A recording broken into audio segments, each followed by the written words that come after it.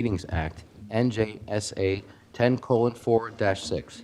On January 21st, 2026, proper notice was sent to the electronic news sources of record, filed with the municipal clerk at the Township of Bridgewater, and posted on the bulletin board in the municipal building. Please be aware of the Planning Board policy for public hearings. No new applications will be heard after 9:30 p.m., and no new testimony will be taken after 10 p.m. Hearing assistance is available upon request. Accommodations will be made for individuals with a disability pursuant to the Americans with Disabilities Act, or ADA, provided the individual with the disability provides 48 hours advance notice to the Planning Department Secretary before the public meeting. However, if the individual should require special equipment or services, such as a CART transcriber, 7 days advance notice, excluding weekends and holidays, may be necessary. I would ask that everyone please stand to salute the flag. I pledge allegiance to the flag of the United States of America and to the republic for which it stands, one nation, under God, indivisible, with liberty and justice for all. Ms. Probst, can I have a roll call, please? Chairman Vesio, Here. Mr. Bongiorno, Here. Councilwoman Isla, Here. Mr. Pappas, Here. Mr. Magora, Mr. Wang, Ms. Sikora, Mr. Banga, Here. Ms. Chartowich, Here. Mr. Chowdhury, Here. Mr. Atkins, Mr. Peck, Board Attorney, Mr. Burr, Board Engineer, Ms. Sarmad, Here. Board Planner, Mr. Rashed, Here. Traffic Engineer. If you have a quorum, you can proceed. Thank you, Ms. Probst. At this time, I'd like to ask any members of the public wishing to address the board on any matters not listed on tonight's agenda, please feel free to come forward at this time.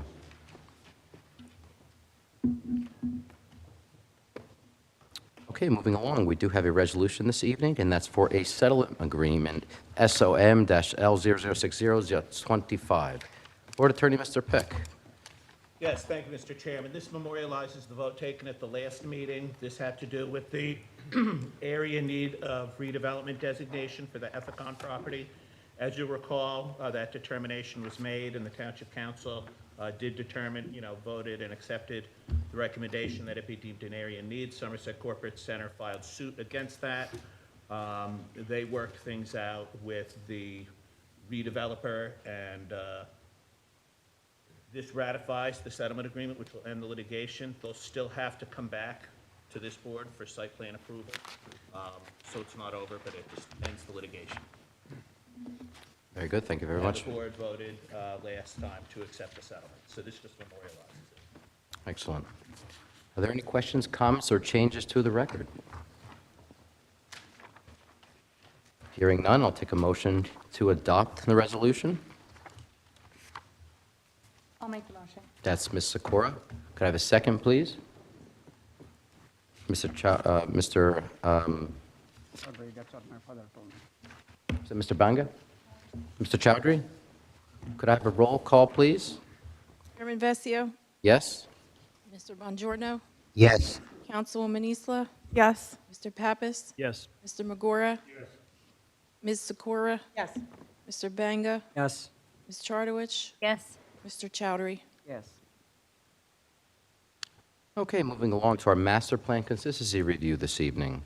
We do have a few of these ordinances for consistency review this evening, and that's for proposed ordinance 26-01, 26-02, 26-03, 26-04.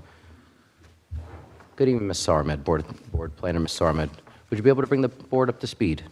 I can. Thank you, Mr. Chairman.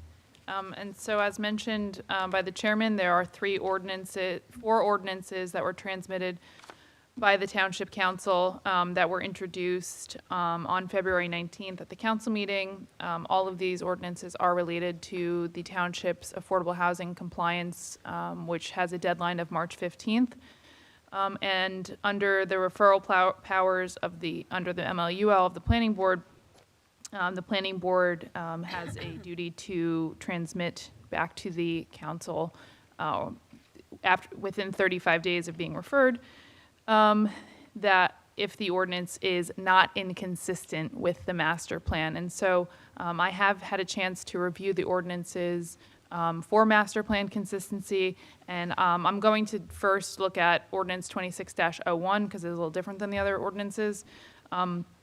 And I had a chance to review the most recent master plan documents, including the most recent master plan reexamination report, as well as the fourth round housing element fair share plan. And just briefly, the fourth round housing element fair share plan that was adopted in June 2025, it was prepared in accordance with the amended Fair Housing Act, which was signed into law in 2024. This requires that the housing element be designed to achieve the goal of access to affordable housing to meet present and prospective housing needs, with particular attention to low and moderate income housing. Additionally, through the amended Fair Housing Act, they created a new process for municipalities to come into constitutional compliance. There was also Administrative Directive 14-24 as part of the amended Fair Housing Act that was established through the Civil Affordable Housing Dispute Resolution Program implementation of the amended Fair Housing Act that was issued on December 13th, 2024, and that included specific things that must be included within the housing element for compliance, which did include also an affordable housing ordinance that includes, among other required regulations, the applicability to the requirements regarding very low-income housing, reporting requirements, et cetera, as well as the adoption of a mandatory set-aside ordinance and executed an updated development fee ordinance. And so therefore, by law and directive, the township's required, as part of its housing element and compliance process, to update its affordable housing ordinance, its development fee ordinance, and its mandatory set-aside ordinance. The regulations of which the ordinances were prepared upon, which include the updated Uniform Housing Affordability Control Regulations, or the UHAC regs, under NJAC 580-26.1, as well as the new affordable housing regulations that were adopted by the DCA, which is NJAC 5:99. Were both adopted in December. So these ordinances were not attached to the housing element in June, but were just recently prepared because of those regulations, most recently being adopted only a few months ago. And so those ordinances had to wait. As far as the master plan reexamination report that was adopted in December, it also noted that that reexamination report was directly related to the most recent master plan efforts this year. And it also provided updates and recommendations from those documents, as well as reiterating the recommendations of the fourth round housing element fair share plan, which emphasized the importance and prevalence of the amended Fair Housing Act requirements and the deadlines established by the law. And so for those reasons, I believe that that ordinance 26-01 implements the requirements of the fourth round housing element fair share plan, which has been adopted to address the requirements of the amended Fair Housing Act, as well as the Administrative Directive 14-24.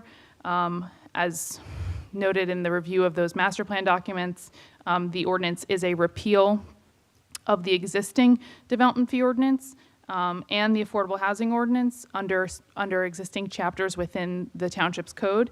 And this ordinance is intended to reflect an update of the state level regulations. And so it is a replacement of the existing ordinance. It accounts for all of the regulations back to 5:93.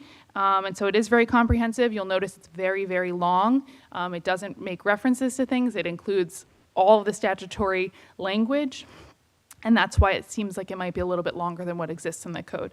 Nevertheless, I do believe that the fact that it is based upon a repeal and replacement of the existing code, as well as the master plan recommendations related to it, that it is consistent with the township's, or not inconsistent with the township's master plan. And so I would recommend that the planning board transmit back to the council either a resolution or a memo stating that it can be found that ordinance 26-01 is not inconsistent with the township's master plan documents. Thank you very much, Ms. Sarmed. I'd like to open up to the board for any questions or comments.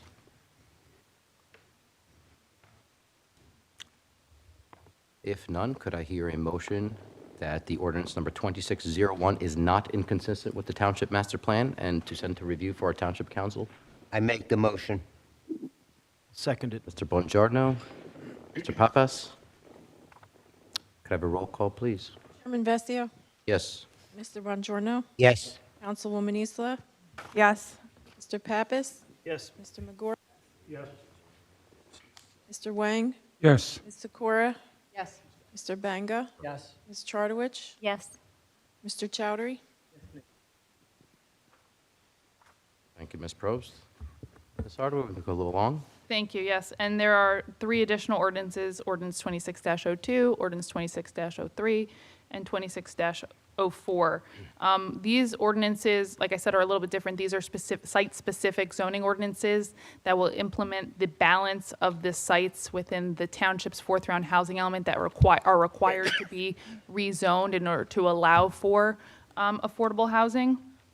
There are 2 other sites that have already been rezoned in 2025 to allow for housing. So again, these are the last 3 that would round out the township's compliance for the fourth round housing element fair share plan. Specifically, ordinance 26-02 amends the existing RMDU-26 zone. This is specifically for property known as Block 400, Lot 7.06. It's on Route 22. It's an existing KRE office building, and it will be demolished, or the zoning will allow for basically the demolition of that building and the replacement with a multifamily housing development with affordable housing set aside. Proposed ordinance 26-03 it proposes a new zone, the AH2 zone, or Affordable Housing 2 zone, to be added to the code, and this is, again, site-specific for the property known as Block 711, Lot 7.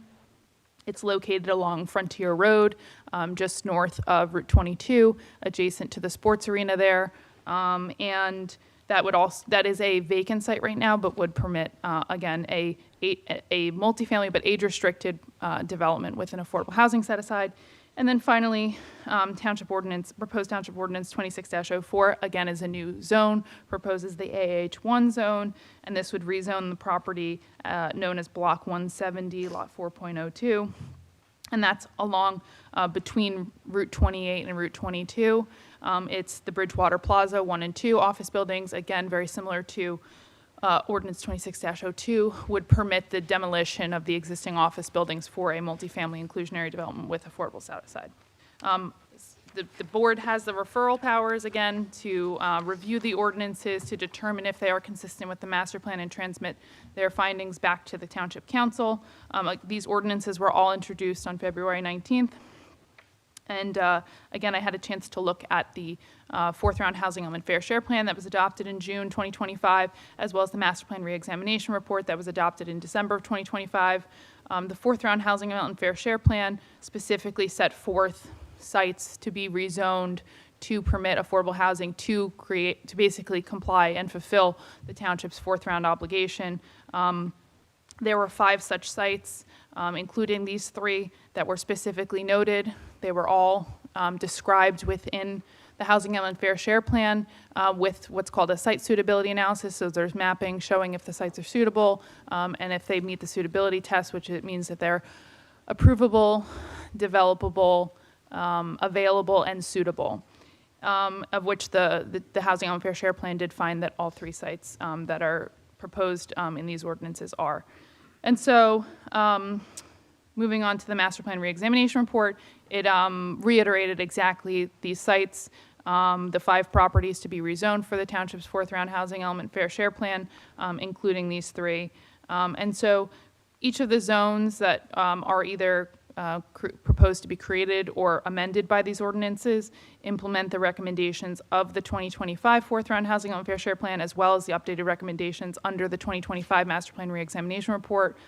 These sites all address the requirements of the amended Fair Housing Act and the township's constitutional requirement to address its mandated affordable housing obligation, and therefore I do find that these ordinances are consistent with the township's master plan documents, and I would again make a recommendation that the board either transmit a memo or a resolution back to the council saying as much.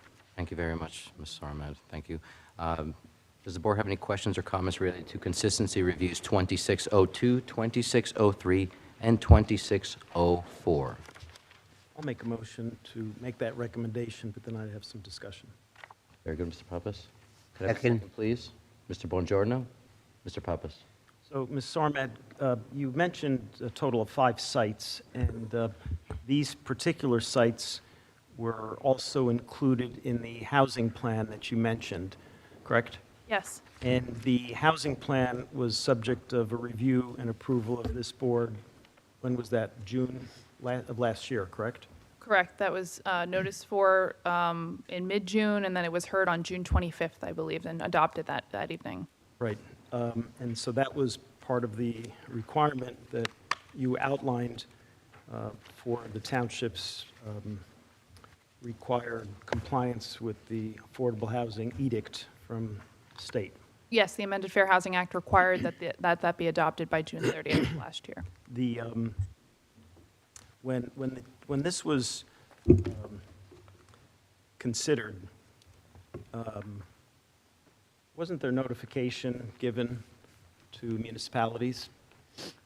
It is a requirement for master plan documents to provide not a copy of the housing element, but a notice that the housing element is being adopted to all adjoining municipalities. Right, and in fact, I did ask for, and I have in my possession, for the benefit of the board, the actual notification that Maria D. Simone, the acting planning board secretary, sent to adjoining municipalities, and this was certified mail dated June the 6th, 2025, in the municipalities that this notice was sent to: Branchburg Township, Bedminster Township, Bernards Township, Somerset County Planning Board, Greenbrook Township, Hillsborough Township, Somerville Borough, Middlesex Borough, Manville Borough, Warren Township, Bound Brook Borough, and Raritan Borough. So these are copies of the certified mail receipt that was prepared, and the adjoining documents that I have are all the signatures of those agents of those municipalities that received this notification.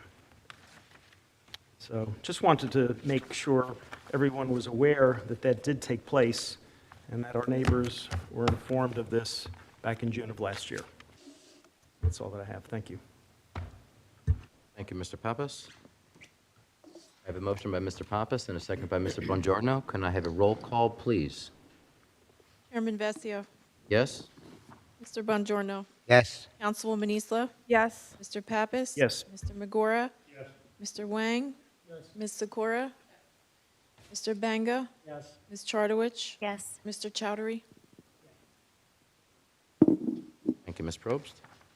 Moving along to our application portion for this evening. We have application 25026PB, known as Wheatsworth Properties, commonly known as Cornell Boulevard and Highway, Route 202-206. And who is returning this evening to represent the applicant? Thank you, Mr. Chair. This is Jason Heidman from the law firm of Price, Meese, Shulman, and D. Arminio on behalf of the applicant, Wheatsworth Properties Urban Renewal, LLC.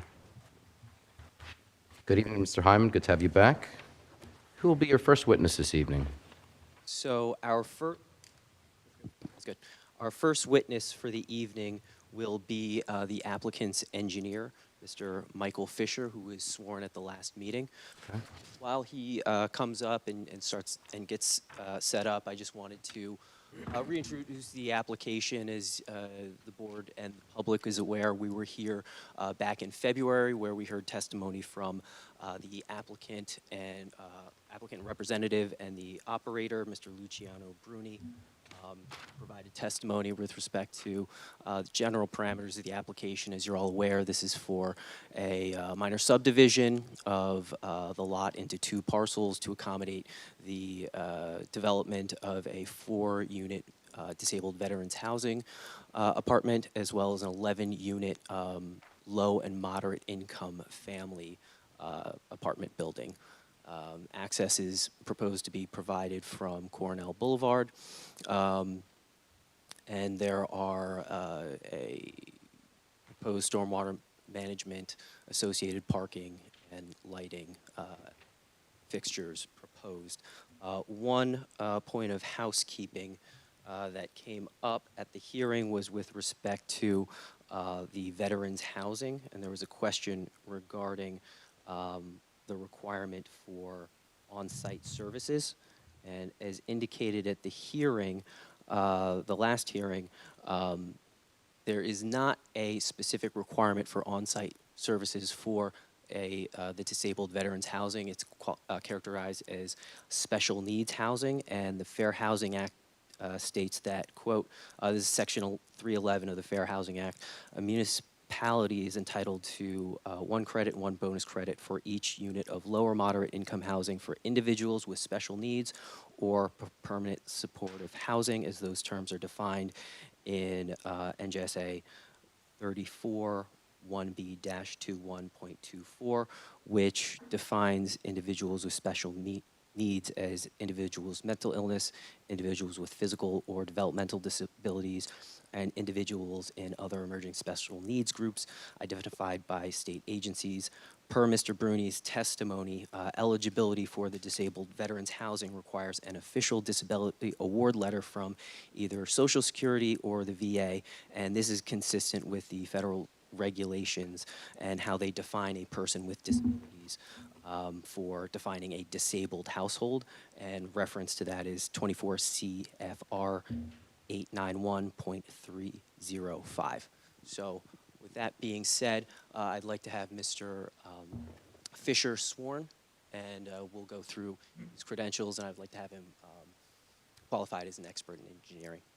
You swear that the testimony you're going to give in connection with this hearing will be the truth and nothing but the truth? Yes, I do. Thank you. Could you state and spell your last name for the record? Michael David Fisher, F-I-S-H-E-R. Thank you, Mr. Fisher. For the board, could you just give them the benefit of your background, experiences, and licenses? Certainly. I attended NJIT, graduated in 2011, Bachelor's of Engineering. I sat for and passed the PE exam in 2014 in the state of New Jersey. I have a license in good standing ever since. It's currently in good standing now. And I've testified before multiple boards across many counties across northern Jersey. I can go through them all if you prefer. Does the board have any objections to Mr. Fisher qualifications? Please proceed, Mr. Fisher. Thank you, Mr. Fisher. You were here, of course, for the prior testimony, correct? That's correct. And you're familiar with the site that was being discussed? Yes, I am. And you developed the site plans for this development application, correct? Yes, I did. Okay. And I believe you prepared an exhibit identifying the site, I correct? did. I have some copies that I can hand out to the board. Okay. I believe. Good. I'd like to have an exhibit marked. I'll hand them out, and then we'll have it projected on the screen. Great.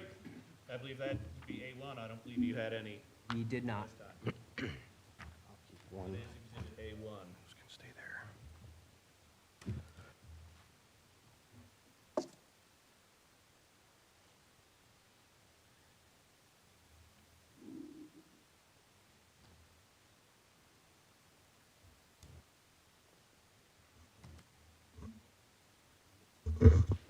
Yeah.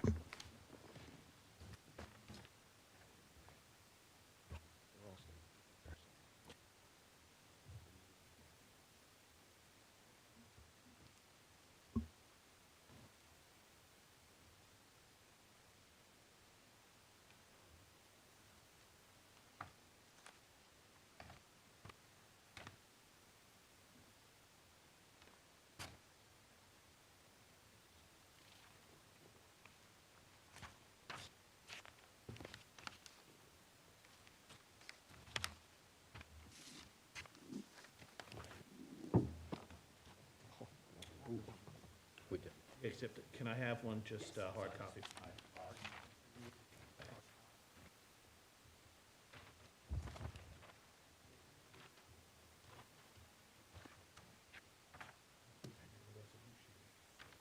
You have any copies for the board?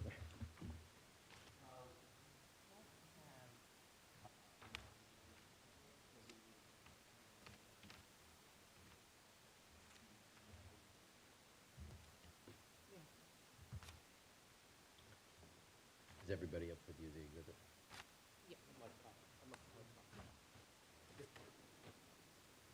Perhaps for the future, too, a couple hard copies of it. Thank you.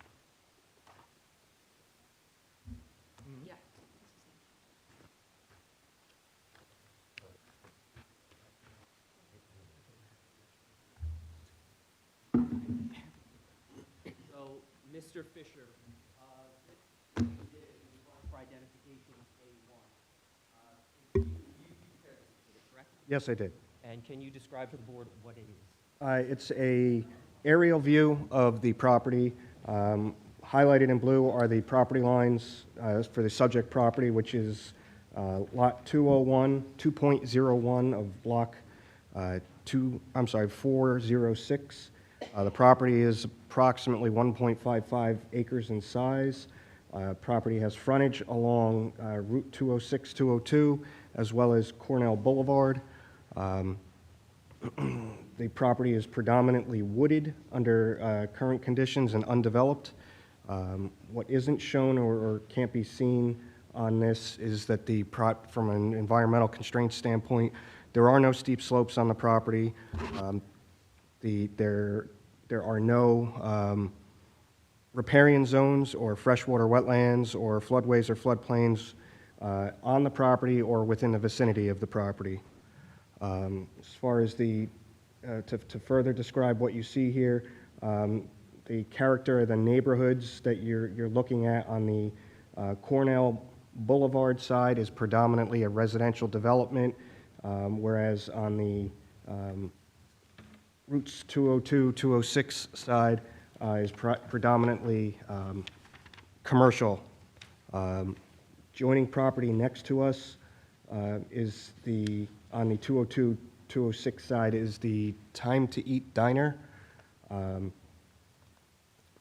One point of clarification from last time we were here, it was noted that there was an encroachment from the Time to Eat Diner, a pavement encroachment.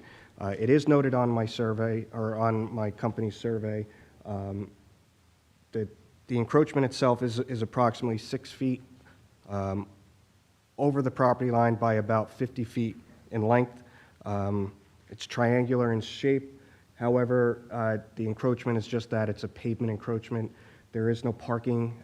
You can see that on the aerial view, that the parking that's delineated by the diner goes up to the corner of the property. Does your exhibit, does it depict where that encroachment is? It's tough to tell based on the discoloration, or the coloring of the aerial, but you can roughly see in front of the two dark-colored vehicles closest to 202, 206, there is what appears to be a paved area, which is the encroachment.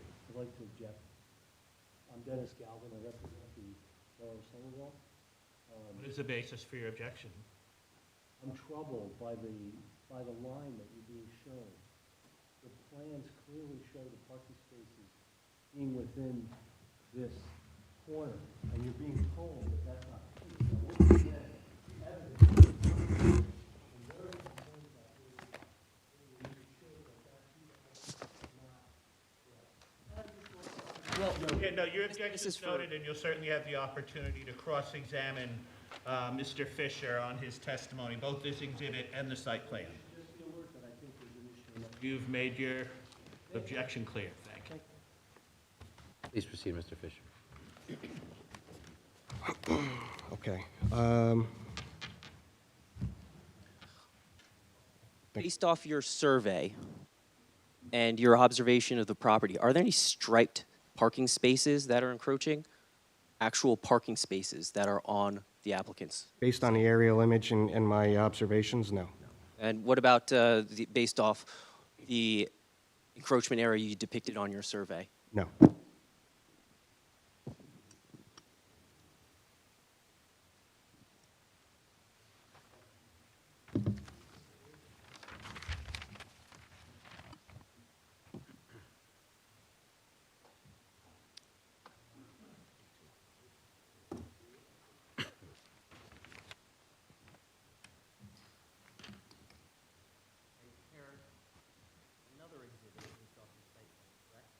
That's correct.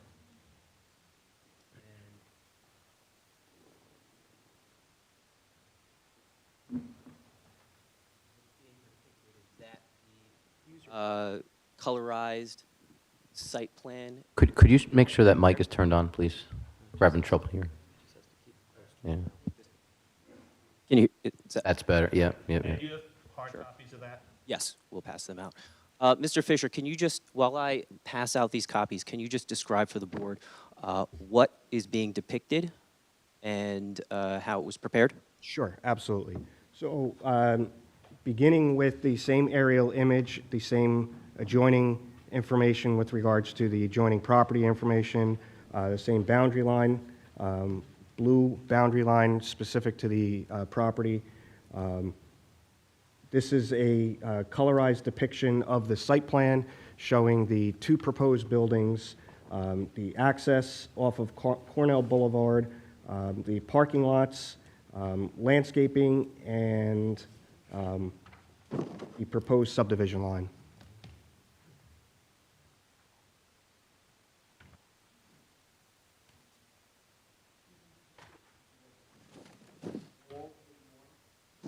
No, no, If this is going to be A2, second sheet. I have it.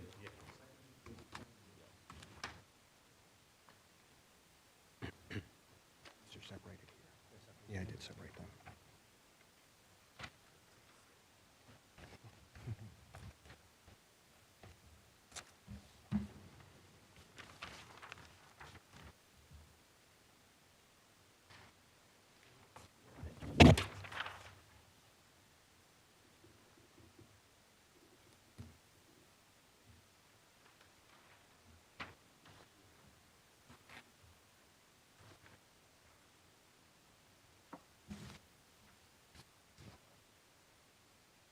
And with respect to the, Thank you. With respect to the proposed subdivided lots, what's depicted on, or what's proposed on the site plan, those proposed lot numbers were confirmed by the tax assessor, correct? That's correct. We received an email from the tax assessor confirming them. Okay. And can you provide the board just a general basis for the subdivision that is being proposed? Sure. So essentially, both properties needed to have access to where the utilities could be connected to the properties, extended up and connected to the properties. In addition to that, there's a municipal land use law requirement that indicates that the building cannot receive a building permit without having access to the property or frontage on which the road that it's fronting and accessing. So the subdivision line was established between that and the AH3 zone requirement, which allows for a 20-foot wide strip of land to extend utilities up the property so long as it doesn't have any structures located in this area. That's exclusive, according to the ordinance, of fences, landscaping, and any other forms of screening. And I believe you mentioned it, but that teal line depicted, that is the subdivision line? That's correct.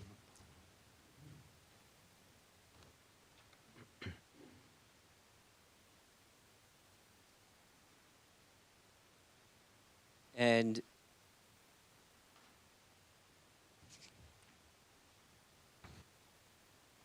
with respect to the access to Cornell Boulevard, can you provide the board the basis or rationale for why that was designed to provide vehicular and utility access? Sure. At that point. Access was originally considered from the state highway.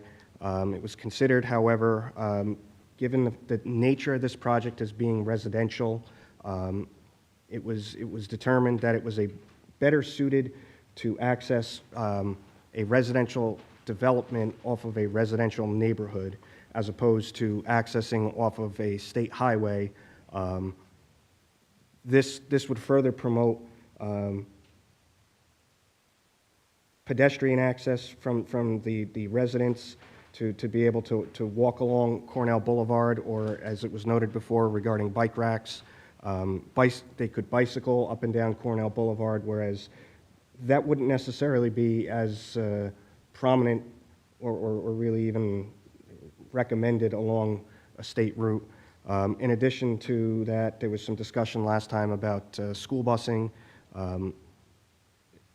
access off of 202, 206 with busing, picking up on the 202, 206 frontage would become problematic for the bus routes. It would create delays.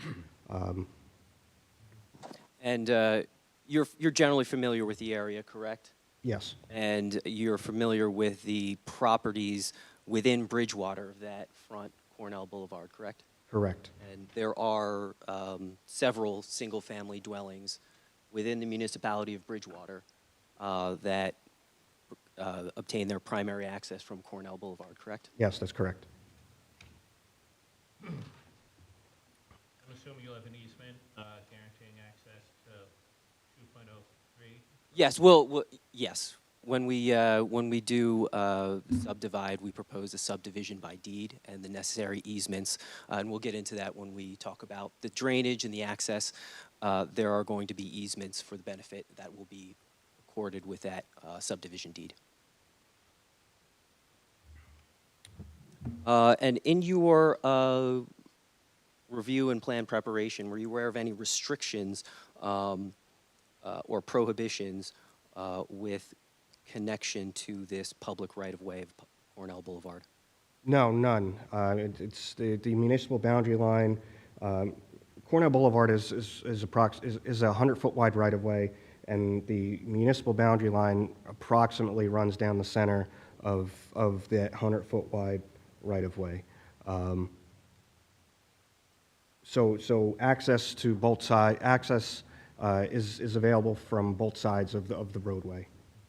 And you're generally aware that that 100 generally a state right-of-way, That is my understanding based on DOT mapping that I had seen. and it was transferred to both municipalities? Yes, And you're generally aware that in 1995, both the borough of Somerville and the township of Bridgewater entered into an interlocal agreement for maintenance and reconstruction of that roadway, yes, and they shared in that cost of reconstruction. yes.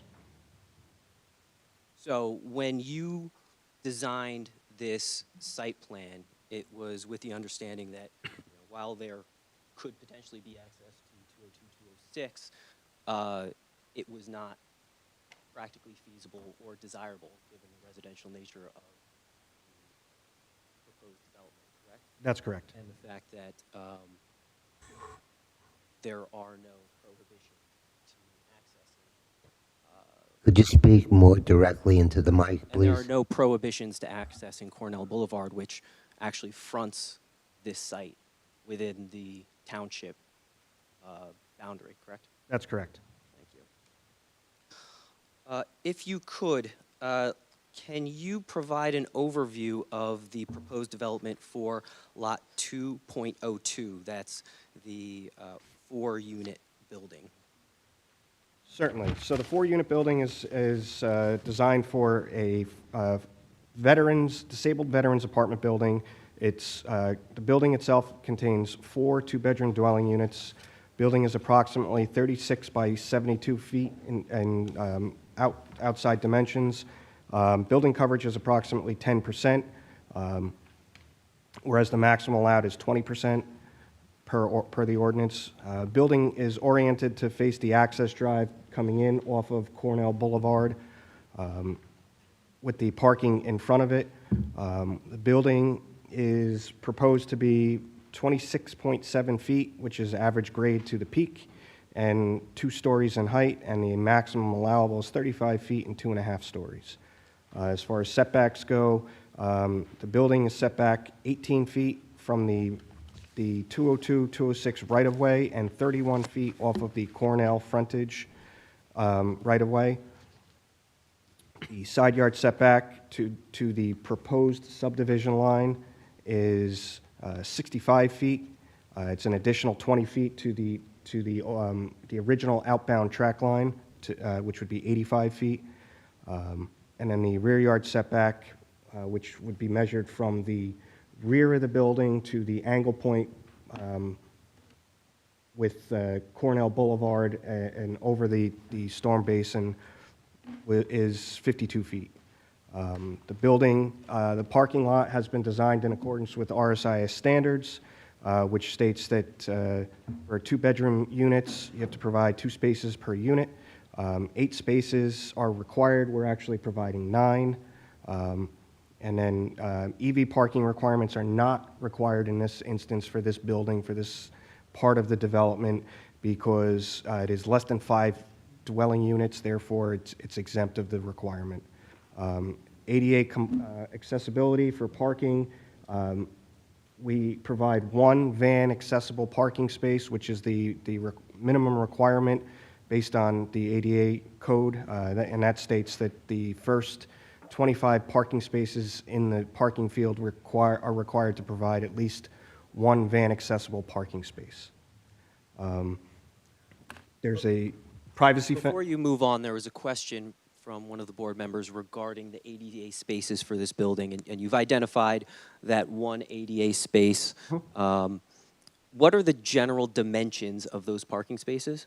Again, so for starters, the overall parking space dimensions, again, are in accordance with the RSIS, which generally are 9 by 18. ADA parking spaces, the parking space itself is 8 feet wide by 18 foot in depth.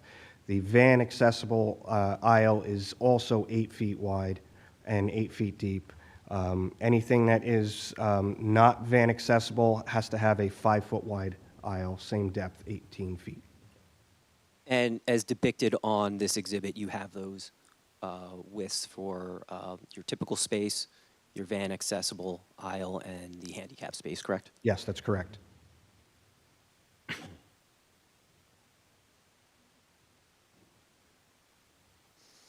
So just finishing off, additionally, there is a 6-foot-high solid vinyl privacy fence that runs along the common line with Lot 3.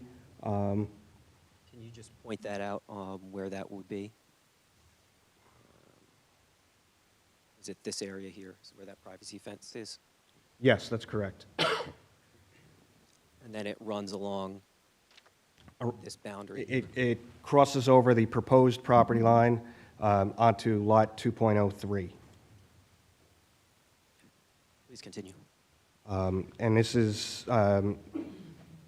the fence is provided along with landscape screening along the property line to create a buffer from the neighboring properties to our proposed development.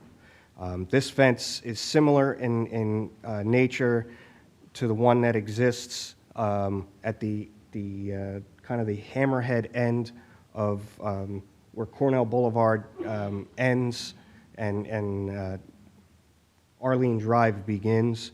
The commercial development that is, I believe, an educational use in nature to the north of our property has the same type of privacy fence that for a visual aesthetic, as far as somebody would want to know what we're looking to install. That same type of fencing is what we're looking to put on the property. Thank you.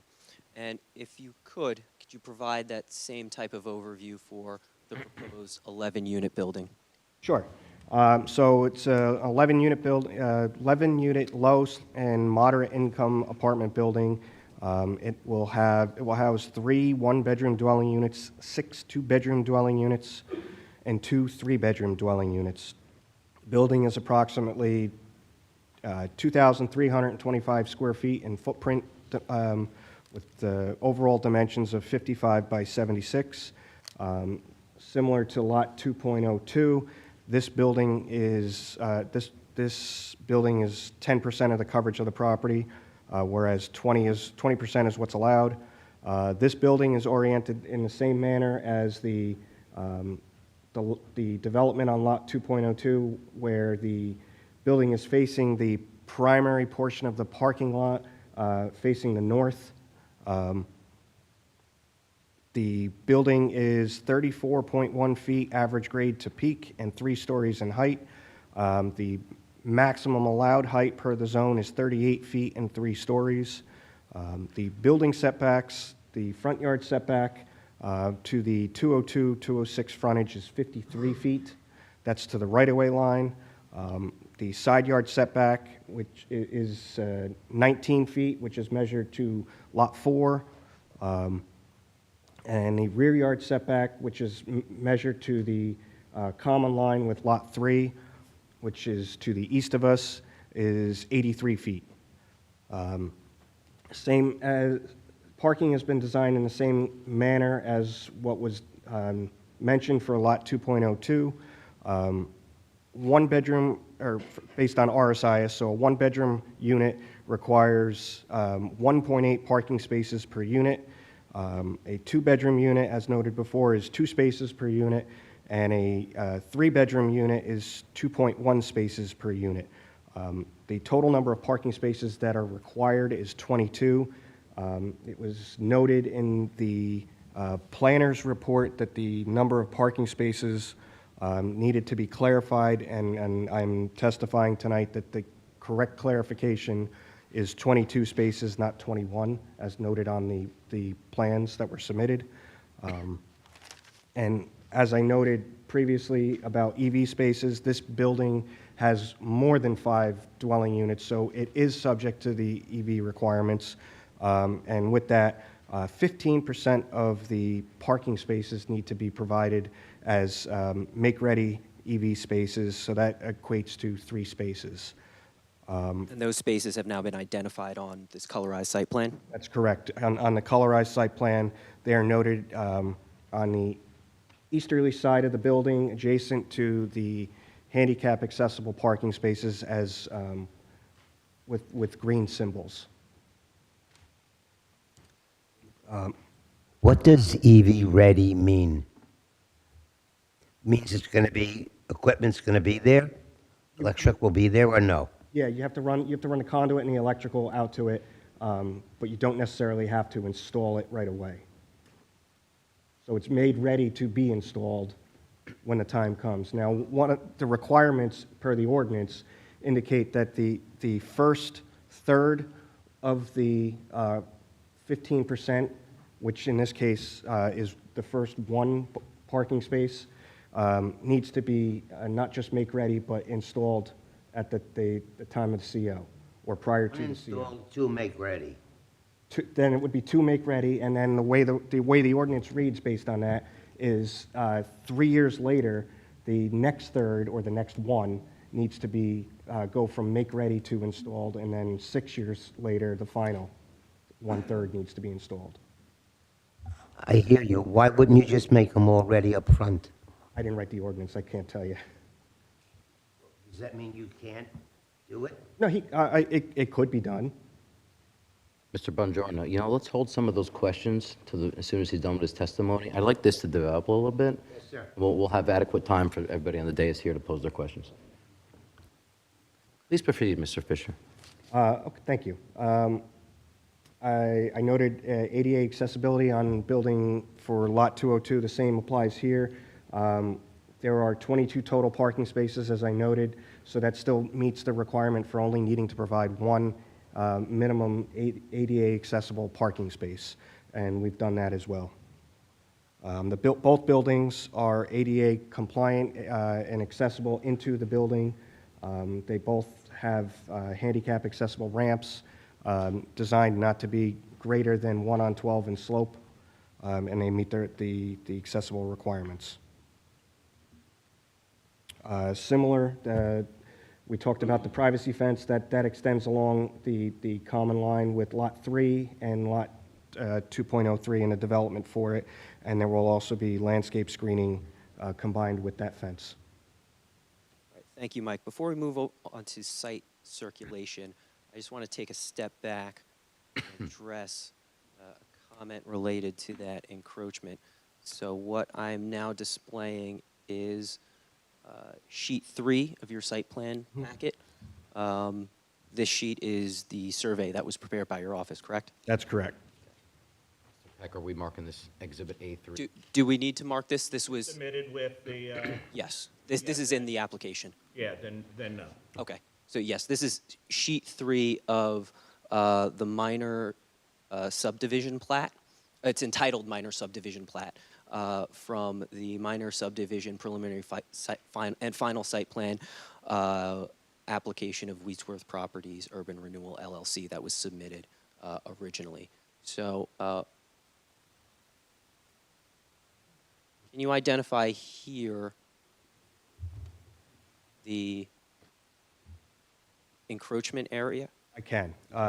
The label indicating paved parking lot shows a cross-hatched area around it, both on the Lot 2 and within the paved area on the diner's property as well as over the property line, and it's noted as being, the pavement is over by 6 feet plus or minus.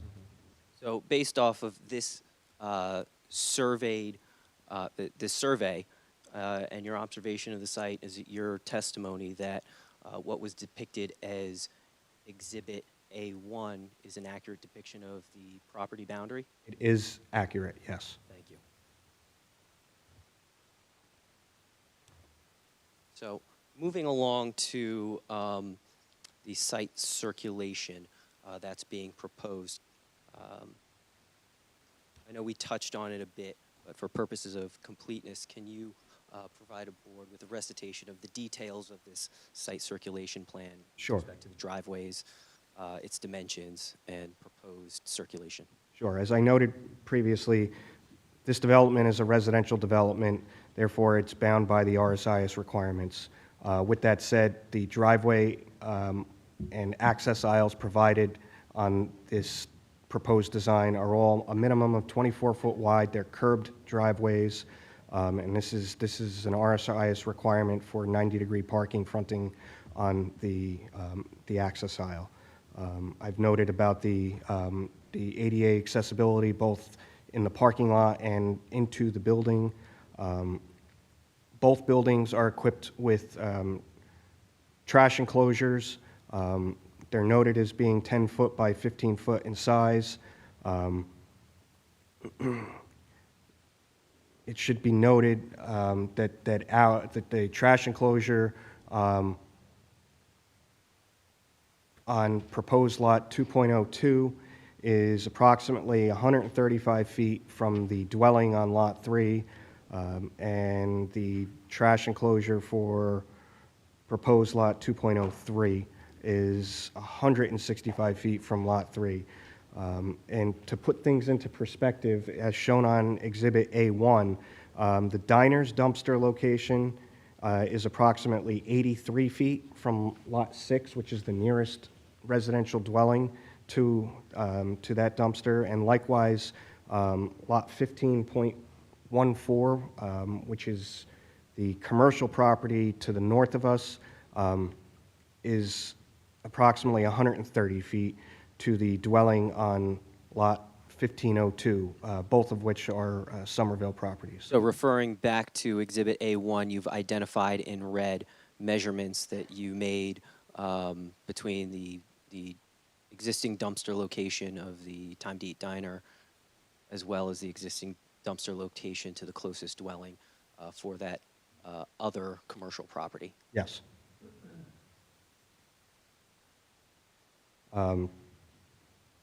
Trash pickup was noted that it's going to be picked up, previously was noted that it's going to be picked up by a refuse contractor.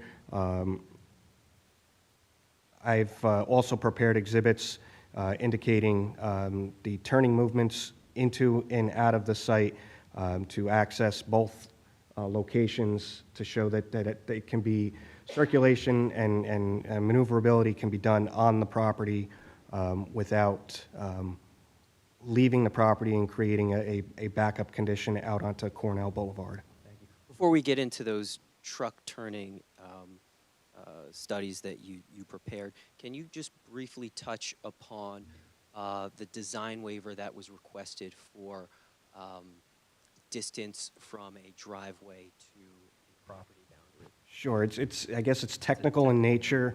It's because we're sharing access across the properties, so by default, the access drive is 0 feet at the proposed property line, whereas everywhere else on the site, we have maintained a minimum of 10 feet, if not greater, to that same access drive. So while, I guess our understanding, the intent of that requirement is to keep an adequate distance between a drive aisle and a parallel property boundary, and we comply with respect to those distances, but we've identified the fact that this driveway crosses a property boundary line between two properties as requiring that technical waiver. Yes, that's correct.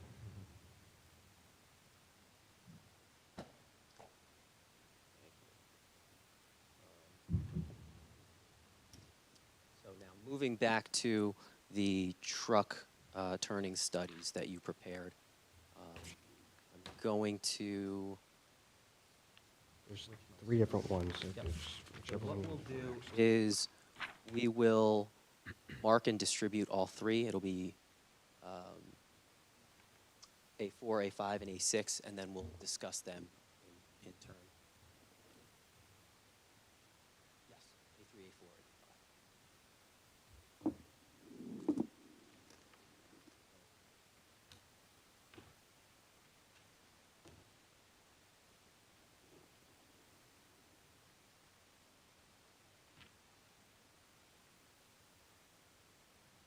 What I'm showing is fire truck moving exhibit. Yes, that was I didn't mention it, but yes, I've also provided a fire truck maneuvering plan based on the fire department's review of the site. They wanted to show access and maneuverability throughout the site. All right. So let's start with that while I hand these out. Sure. So just a general overview, based on the fire department's review, they provided us technical data on their largest vehicle, which is an aerial ladder truck from District 3. So we replicated that vehicle in dimension and created a maneuvering footprint through the site to access the rear building, and then by doing so, he's also going to have access to the front building. And then all maneuvering will be contained on-site. There won't be any backing out onto Cornell Boulevard. All access can be contained on the subject property and the proposed development. This is A3. This is A3.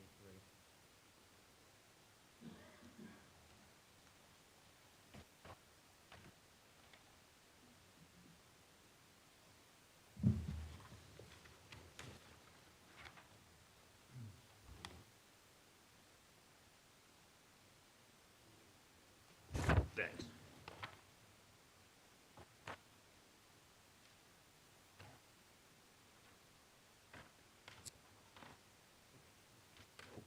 Now moving on to the next truck turning analysis we prepared.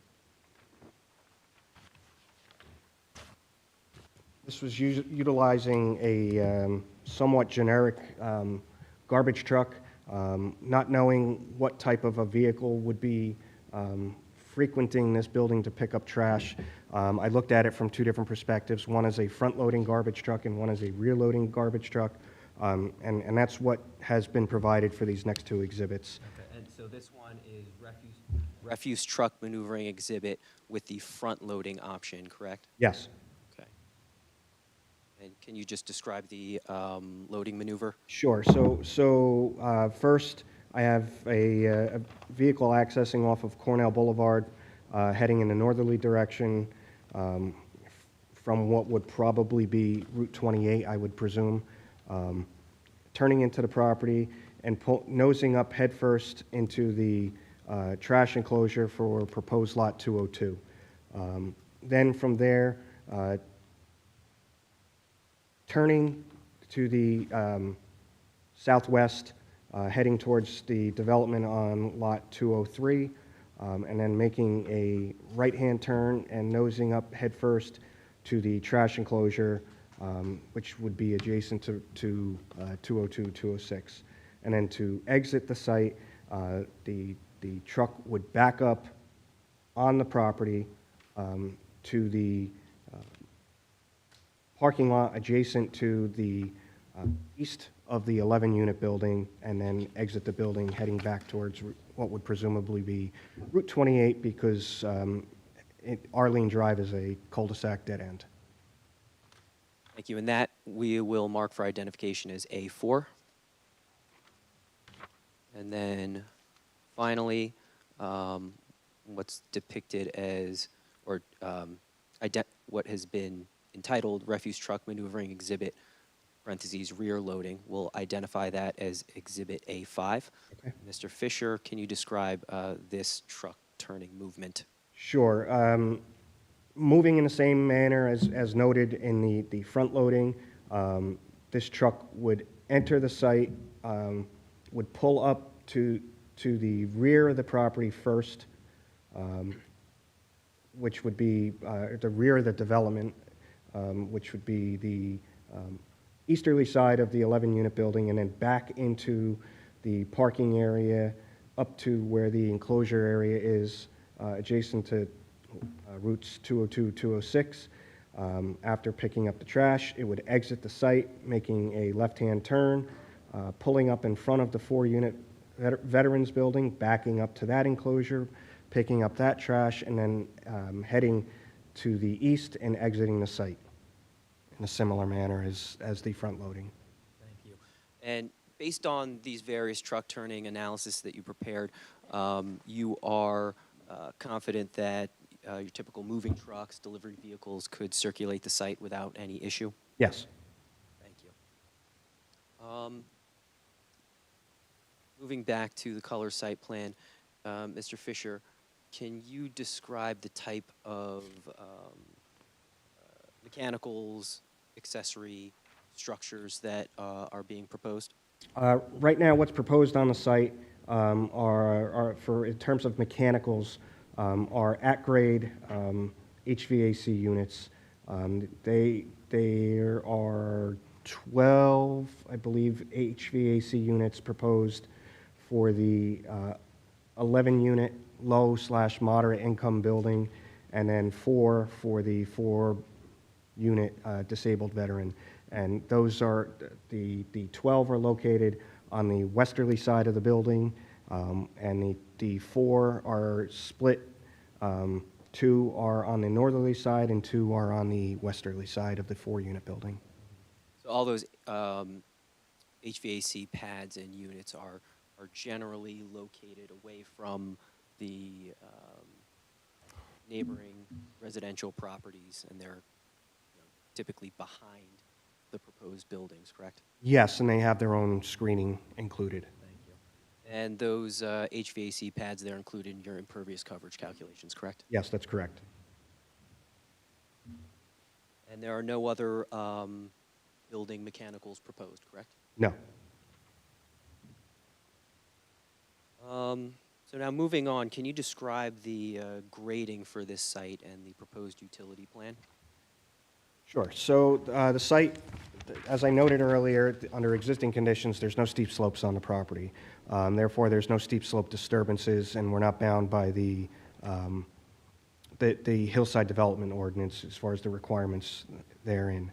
The proposed grading on site has a maximum slope or grade of a 3-to-1 slope. This is a common slope for proposed developments. It makes for stabilizing the property or the development manageable. A 3-to-1 slope is pretty much the steepest you would want to propose something and still provide any type of a mechanical maintenance across it. All these slopes are proposed to be, and disturbances are proposed to be stabilized in accordance with the Somerset Union Soil Conservation District. And then as far as soil moving,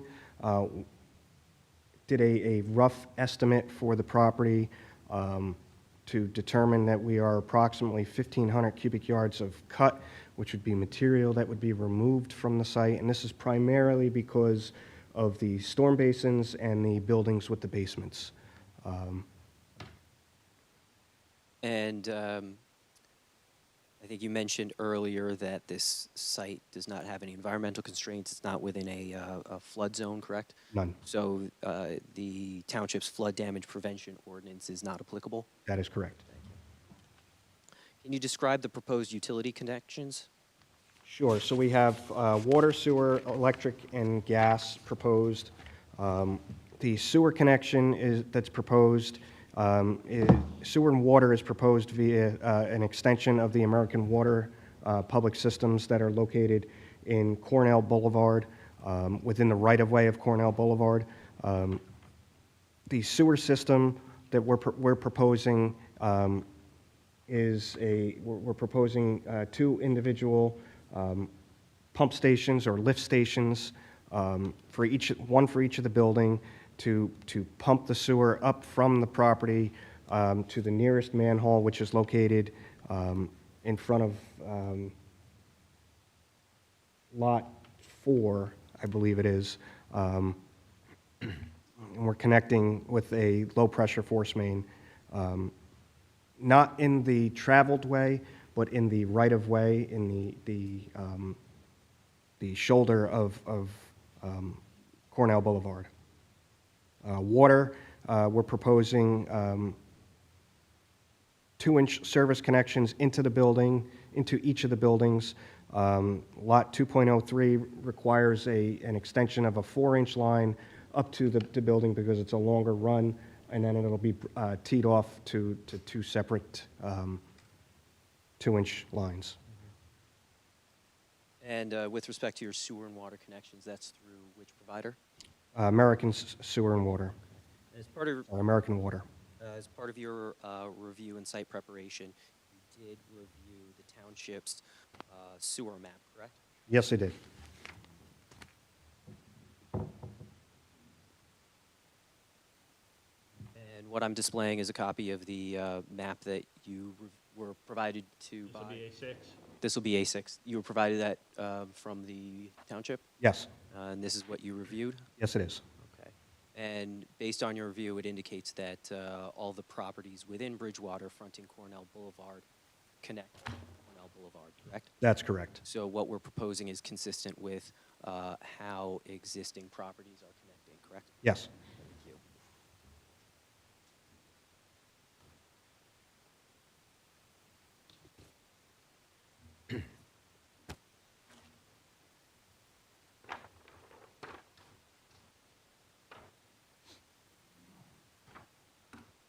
And as I indicated, we marked this as for identification as A6. And based on this map, there's also a notation about the Time to Eat Diner that is adjacent to the site, correct? That's correct. And based on your view, does that property tie into any connections from Route 202, 206? It does not. Okay, thank you.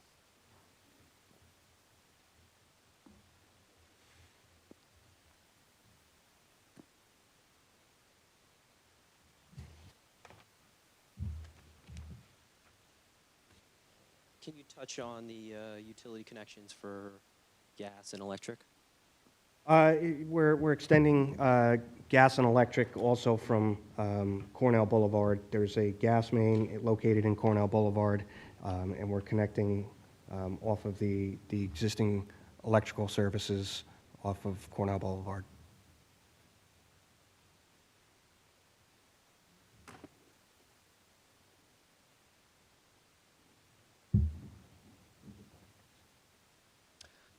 Thank you. Can you now touch on the proposed stormwater management? Sure. So the property has been designed with the benefit of 2 surface bioretention basins. And those are identified on your color site plan? That's correct. And the first one is, I guess, central to the site? It's central to the site. It handles the majority of the runoff and disturbance from the portion of Lot 2.03. And the second one is on the northernmost portion of the site? That's correct, and it collects the remainder of the site not already collected by the basin for Lot 203. Okay.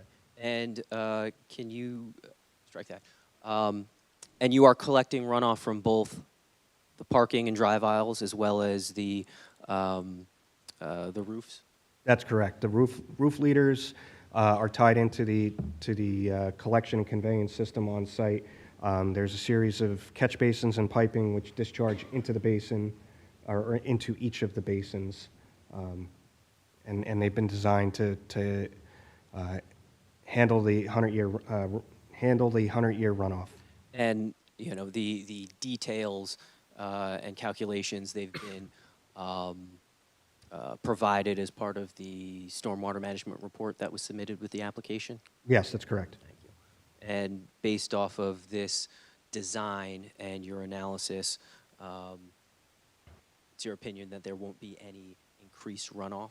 That's correct. So it's fully compliant with DEP stormwater management regulations? Yes, that's correct. Thank you. Now, there were several comments in the Borough Engineering Report related to stormwater management. You reviewed those comments? Yes, I have. Okay. And, you know, specifically with respect to comments 6A through J, they concerned calculations, revisions. Do you have any issue with making those modifications? None whatsoever. We'll comply with all of those comments? Yes. Okay, and with respect to the additional stormwater management comments of the report, are there any issues with complying with those comments and working with to the board engineer's satisfaction if this were approved? None whatsoever. Thank you.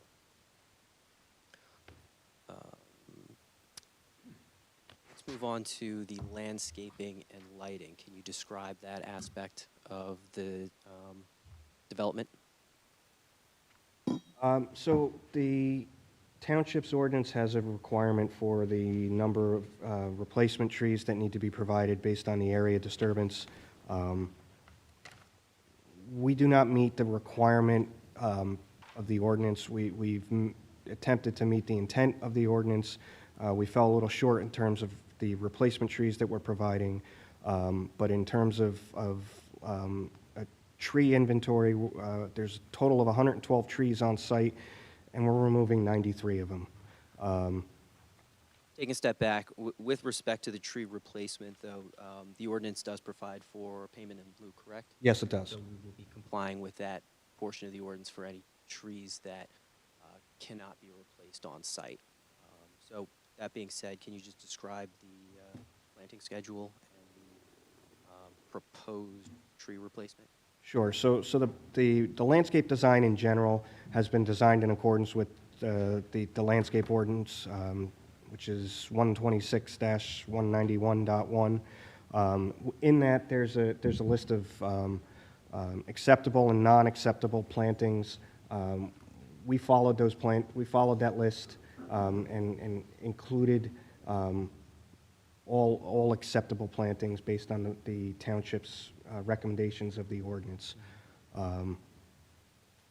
In terms of the schedule itself, there's a series of ornamental and shade trees. There are evergreen trees. There are medium-sized shrubs and then foundation plantings scattered across the site. Specifically, to note, there is buffering along the property line common with Lot 3, the adjacent Lot 3, to provide as much screening to that neighbor as possible, in addition to the privacy fence that's been provided, with the idea that this is meeting the intent of the ordinance. I know that there was a comment from the borough planner regarding looking for some additional variety of plantings, and we have no objection to meeting that requirement. So we can work with the board planner about any proposed modifications to the planting schedule, any changes in species. That's correct.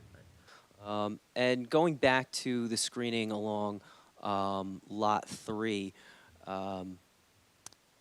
Those plantings, what side of the privacy fence are they on? They're on the adjacent property owner side. Okay, so they're within the property boundary, but they, the property fence will be closer to the driveway than the plantings will, correct? So That's correct. Thank you.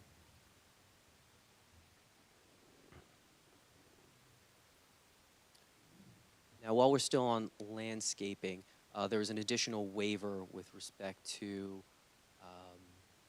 plantings within 5 feet of the building footprint. Can you describe that waiver? So the waiver, or the ordinance requires that 10 shrubs are required to be planted every 20 linear feet of foundation within 5 feet of that said foundation. Again, we fall short of this requirement, but as you can see, we've landscaped primarily around the foundation as much as we possibly could, with the exception of the areas where we needed to provide the access into the buildings. So the waiver is primarily driven by the ADA access requirements, correct? You could say that, yes.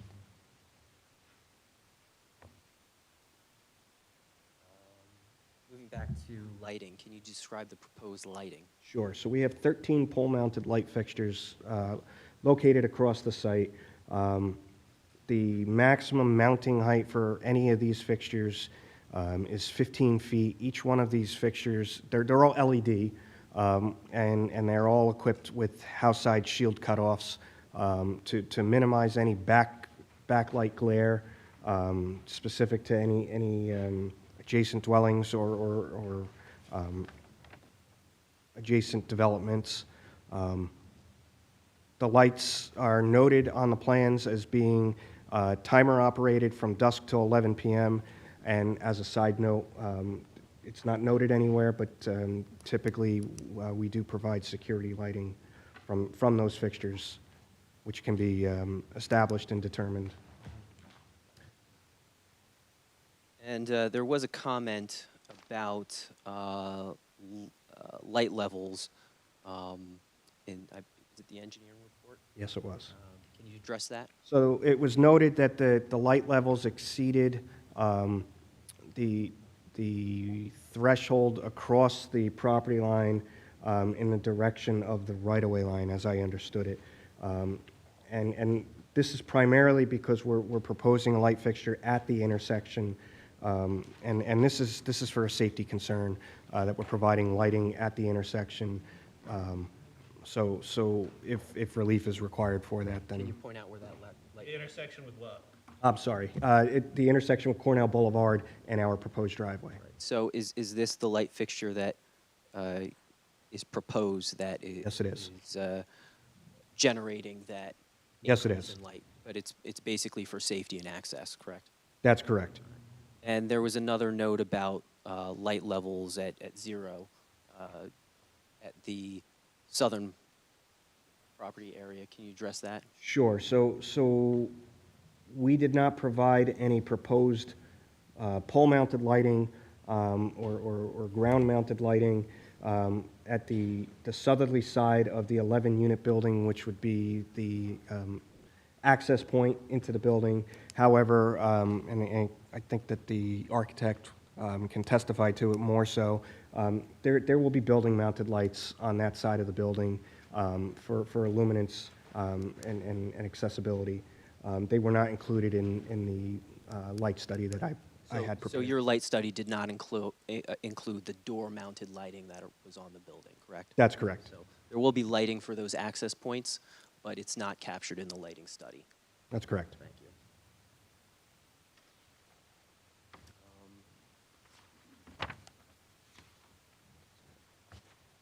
And before we get into just miscellaneous review comments, do you just want to touch upon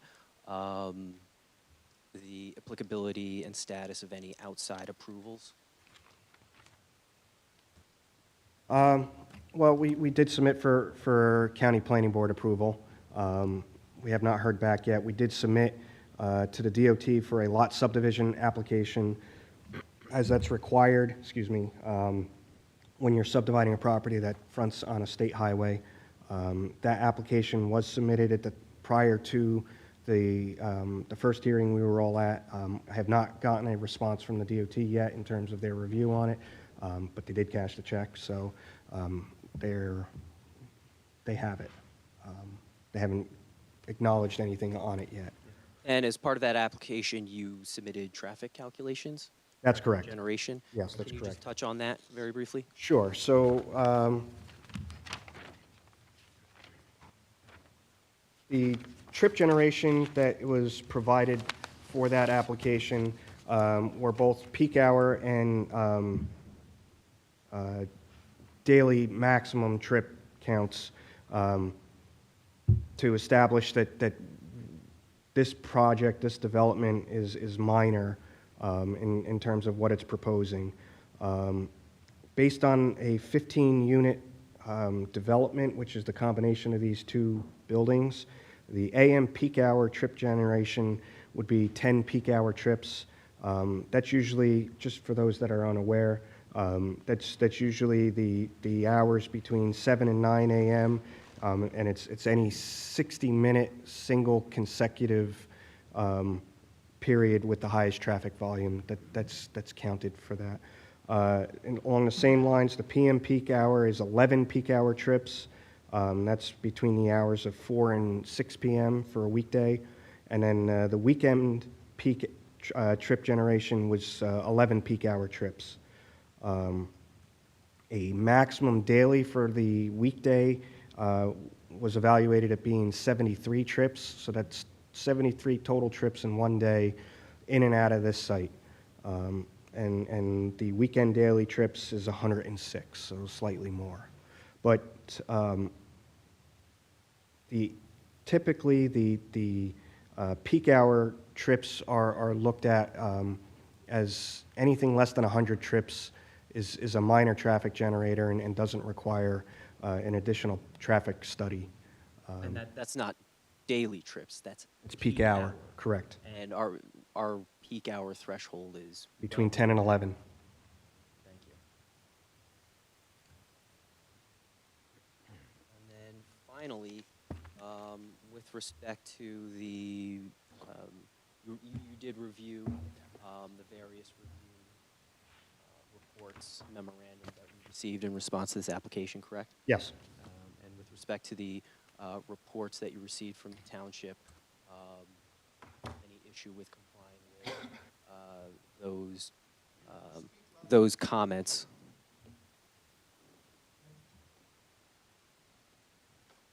Please No, continue. no objection to meeting any of the requirements. I believe I've noted through my testimony already at this point that that there were certain comments that we've acknowledged that needed specific attention with the township's professionals, and we'd be glad to work with them to resolve it.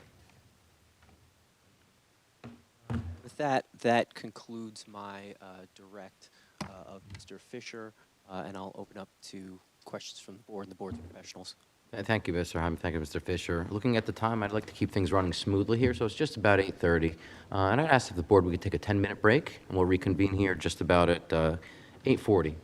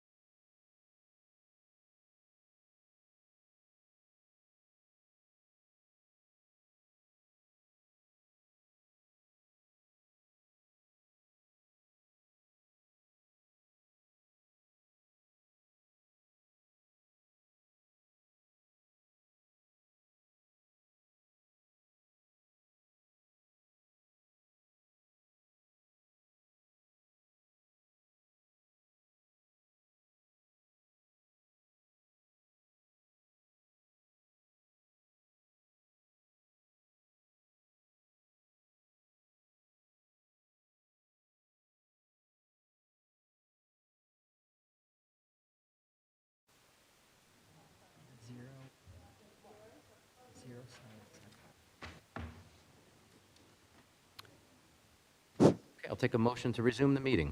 I'll make the motion. That's Ms. Sikora. Second, Mr. Banga.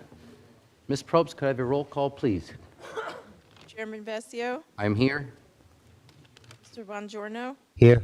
Councilwoman Isla, Here. Mr. Pappas, Here. Mr. Magora, Here. Mr. Wang, Here. Sikora, Yes, here. Banga, Here. Ms. Chartowich, Here. Mr. Chowdhury, Yes, here.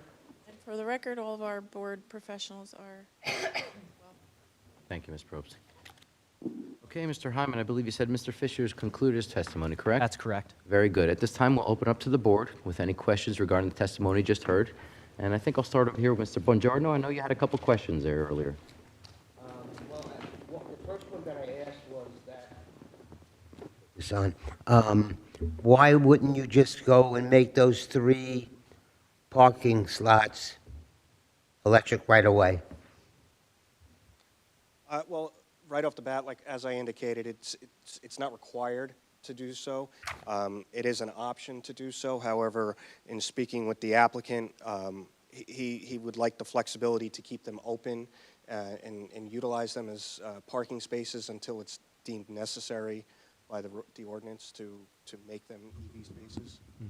Basically gives us the flexibility to see what the lease up's going to look like, what the EV utilization would be.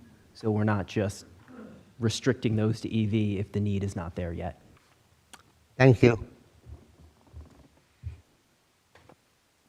Can I ask a question, please?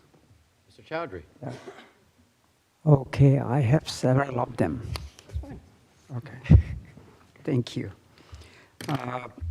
You indicated that because of the residential nature of the planning, that's what you prefer to have the entry from the Cornell Boulevard, not from the 202, 206. But the last time, I think the owner, truly, actually, he suggested that he actually, out of the 6 or 7 locations that you have got, 2 locations were actually from the highway. So why this is different this time? Is that something you can answer? In some capacity, I can answer it because I've worked with this developer on numerous other applications. There are instances where access was only available via the state highway, or physically or financially didn't make sense to extend a driveway. Sorry, I don't want to call it a roadway. A driveway, the added distance from the other frontage, whereas in this instance, accessibility was better suited off of the residential neighborhood. Does that make sense?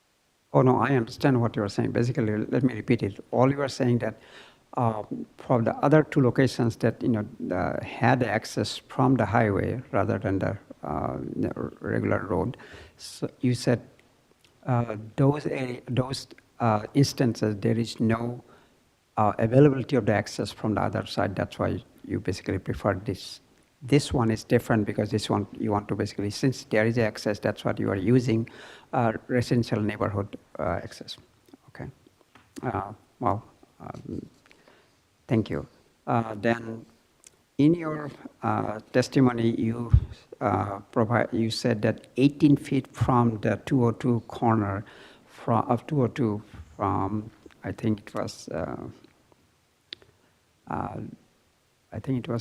lot number, lot 2.03, I think, if I'm not mistaken. 2.02, it's the 4-unit. 2.02, the 4-unit one? Okay, that is from the corner or from the? It's from the corner of the building, Right. measured out perpendicular to the 202, 206 right-of-way. Yeah, I think the northeast corner is the closest to the 202, if I'm not mistaken, 202, 206. I'm sorry. Northeast corner is the closest to the 202, 202. Direction, northwest. Northwest, okay, sure, it will be northwest, okay. So that's 18 feet is good. Yes. And my assumption is according to our professional planner, that is sufficient, or? I don't believe that there are any setback requirements noted in the ordinance. Okay. Well, I'm sure if there's our professional planner will basically ask the questions. There were no standards noted in this AH3 zone Okay. setbacks. Can you kindly quickly tell me the footprint for lot 202 and 203? The footprint, Yes? square footage-wise? Yes, yeah, approximate. Sure. The square footage for Lot 202 for the building is 2,325 square feet. That's the footprint. 2,300, 2325. 2,325. Yes? Yes. Okay.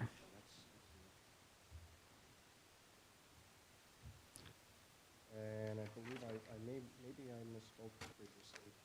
The footprint for the Lot 2.03, I'm not sure what I said. Maybe I misspoke based on my notes, but I'll accurately correct it if I misspoke before. It's 4,250 square feet. Thank you. 4,000. I'm guessing you caught me on something there. Yeah, okay, no problem. Thank you. That's the problem with being an engineer. Okay, 10, three spaces, 2 after 3 years. Okay, so Mr. Bondron already asked a question about EV. Sometimes we should always think about do something better. So I know you are totally under the ordinance and requirements and everything else. Can we at least make sense? He asked the questions more like whether you can be a little bit flexible or not. Nowadays, most of the new cars are coming as an EV. So can you at least think about making 2 already ready EV rather than waiting for ordinance or after 3 years?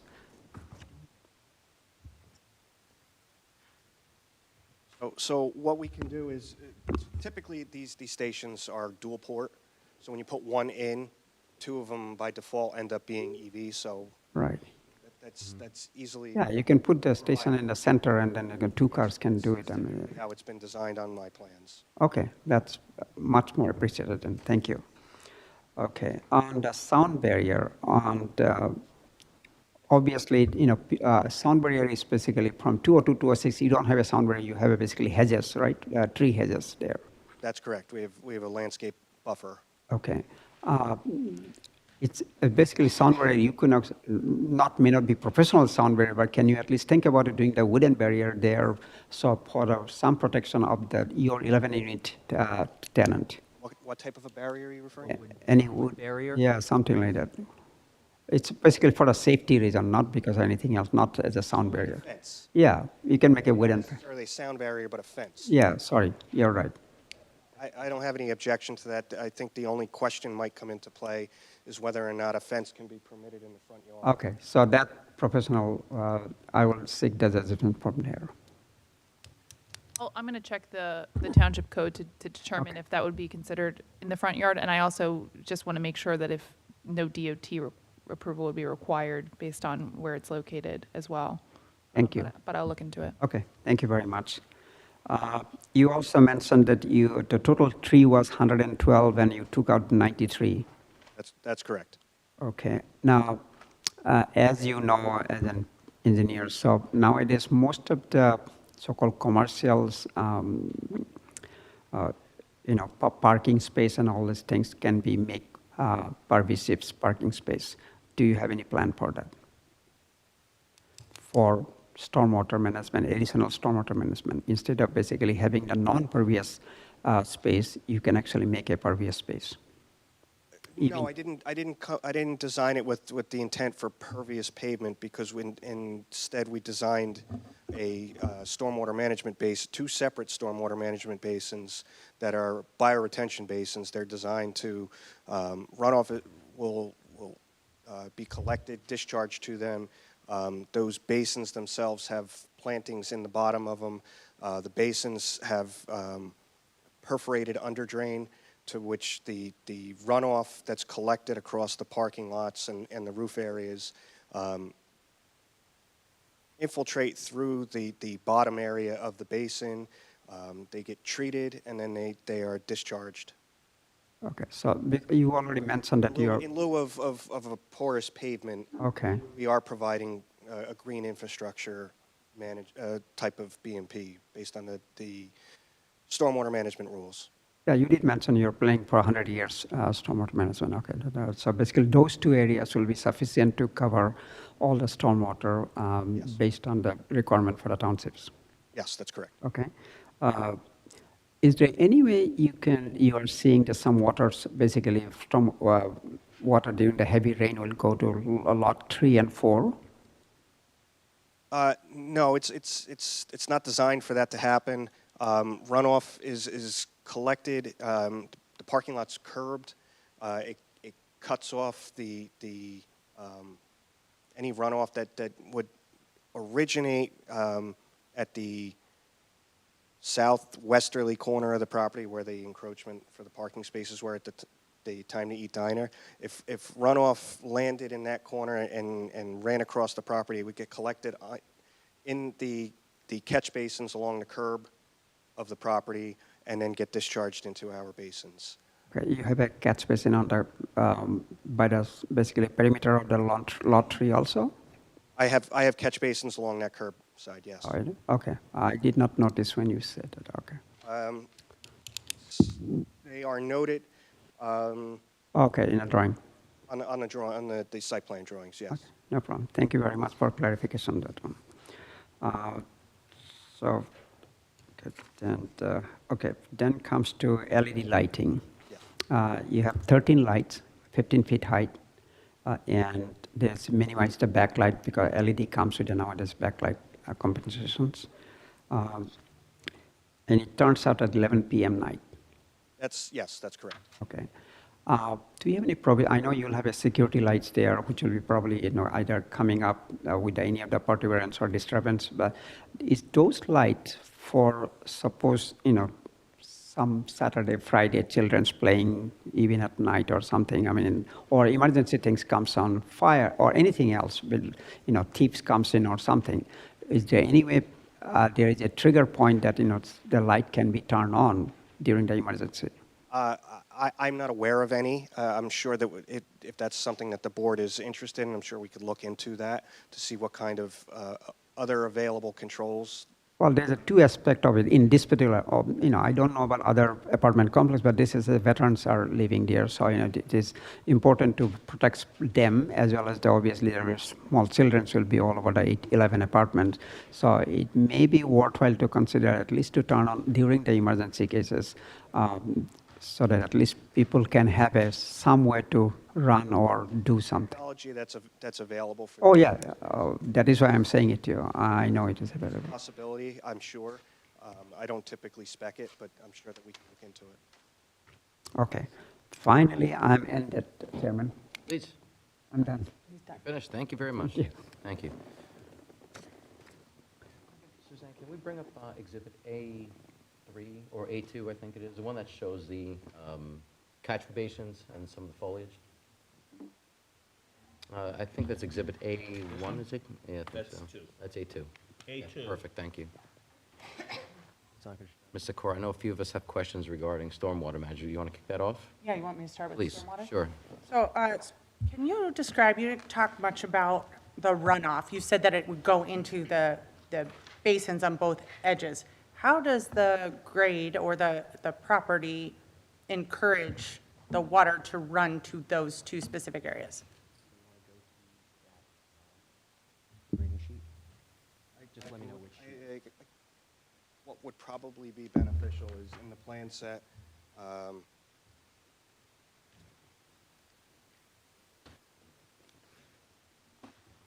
page 10 of the submitted plan set. This is what is noted as the proposed drainage area map. So this is the delineation of the drainage areas as they're captured on the property under proposed conditions. There are heavier dashed lines indicating the delineation of the drainage areas. And with that are also shown the proposed and existing grades. So you can kind of get a feel for what areas are tributary to which basins and how they discharge to that point. Could you describe that, please? So starting, sure. Pitches? Sure. So starting in the southwesterly corner of the property, a portion of the Time to Eat Diner, the pavement area, runs across our property. It's higher in elevation, so it runs off over land across our property and through what's currently wooded today. Under proposed conditions, we're proposing to capture it.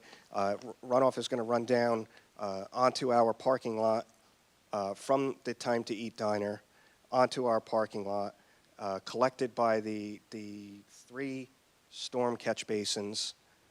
There's one, the northeasterly side of the 11-unit building in the parking lot. Sure. Mr. Fisher, are you saying that those are the present conditions of the slope of the ground, or is it going to be graded to? Okay, if you could describe that, I think it would be helpful to the board. Sure.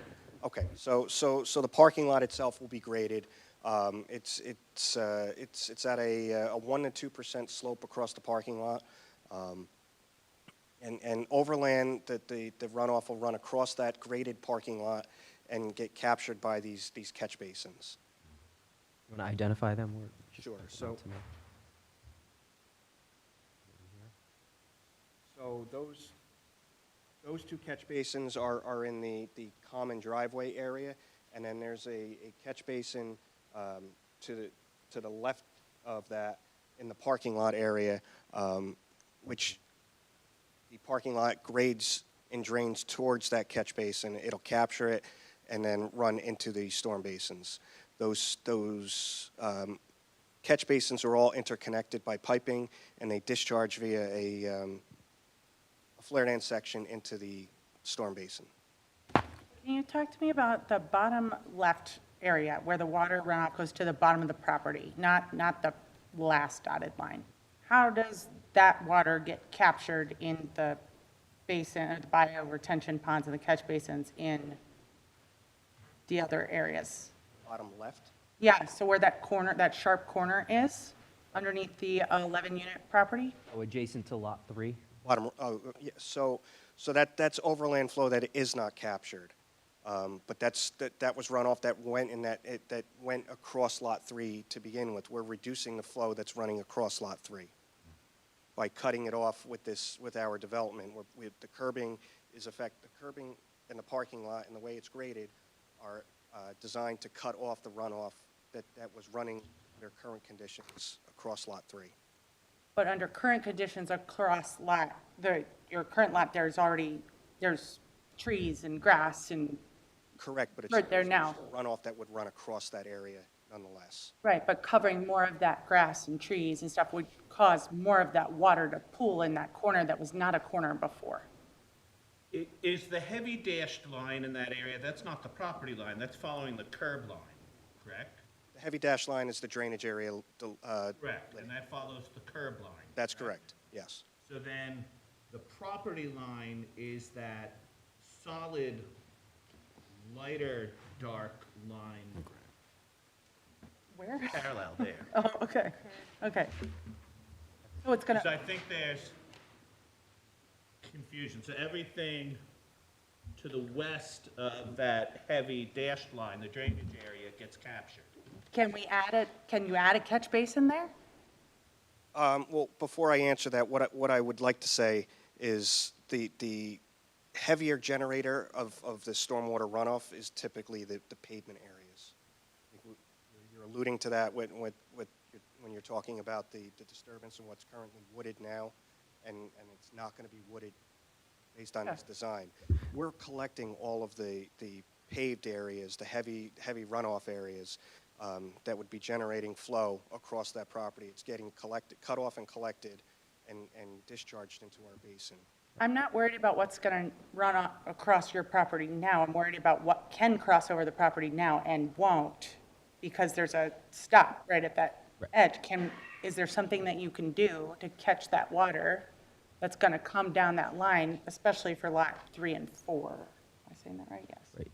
So Mike, is it fair to say that all of the water that flows over the parking lot is going to be captured?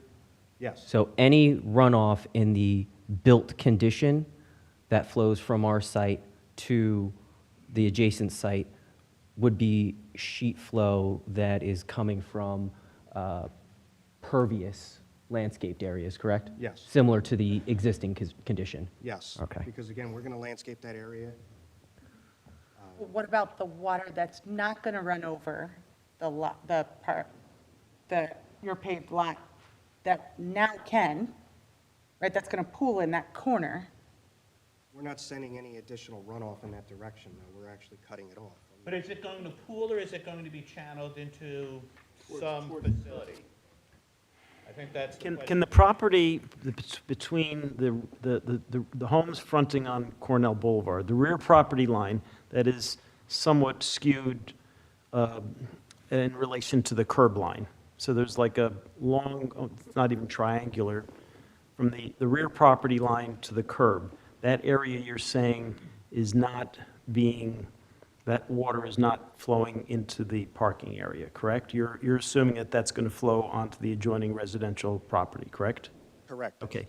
Is there a way that that can be graded to move the runoff towards the curb instead of towards the? Like grade a berm there? Or just grade it in such a way, create a swale or grade it in such a way to move the water towards the curbing?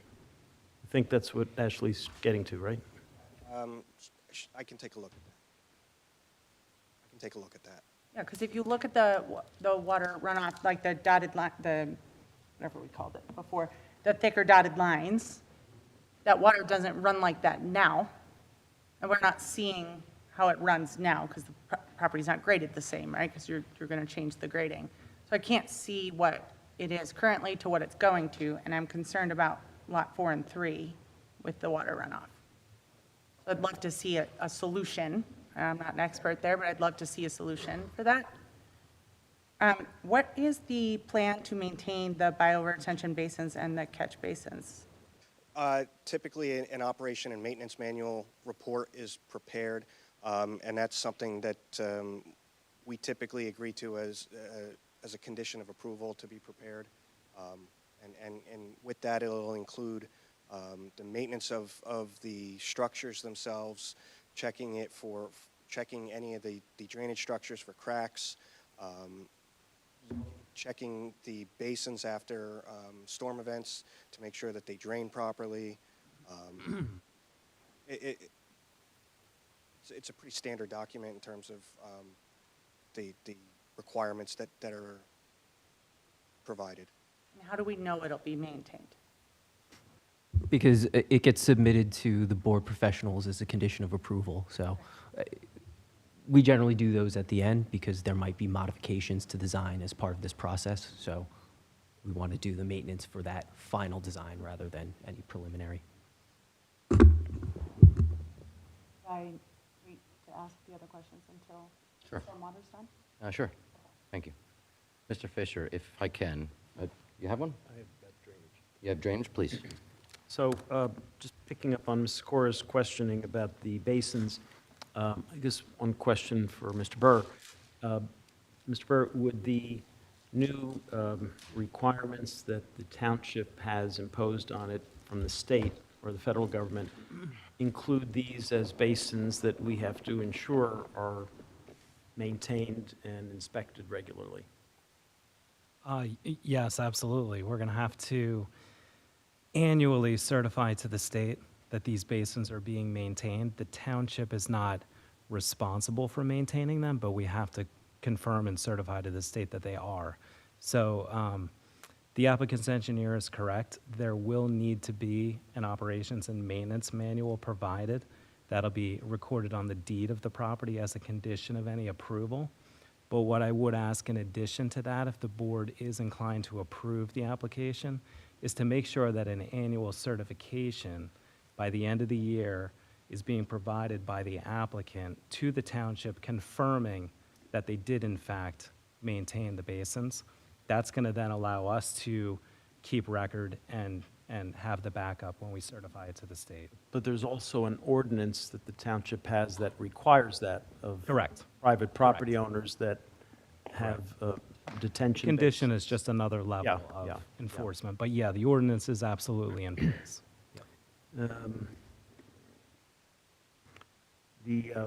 inlets that were mentioned. I assume these are in conformance, and the entire stormwater management plan is in conformance with the new and updated stormwater management requirements? Yes, they are. Okay. Yes, it is.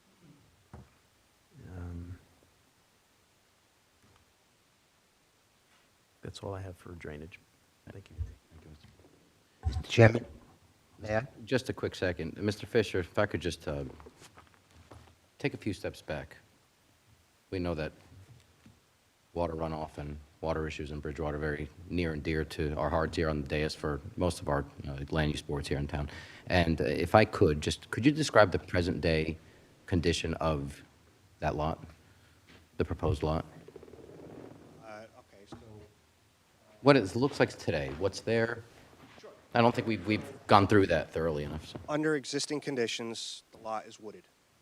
Okay. The lot runs off under those same. You're referring to sheet 9, correct? Correct, Yep. yes. Sheet 9 of the plan set is the existing drainage area map. So this will kind of depict the drainage patterns across the property and where they ultimately go, just downstream of our property.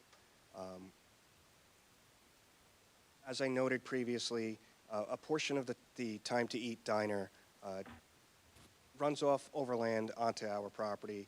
It continues to run overland across the property until some of it runs across Lot 3 under existing conditions, and then it ultimately gets discharged or collected into the catch basin in front of our property on Cornell Boulevard.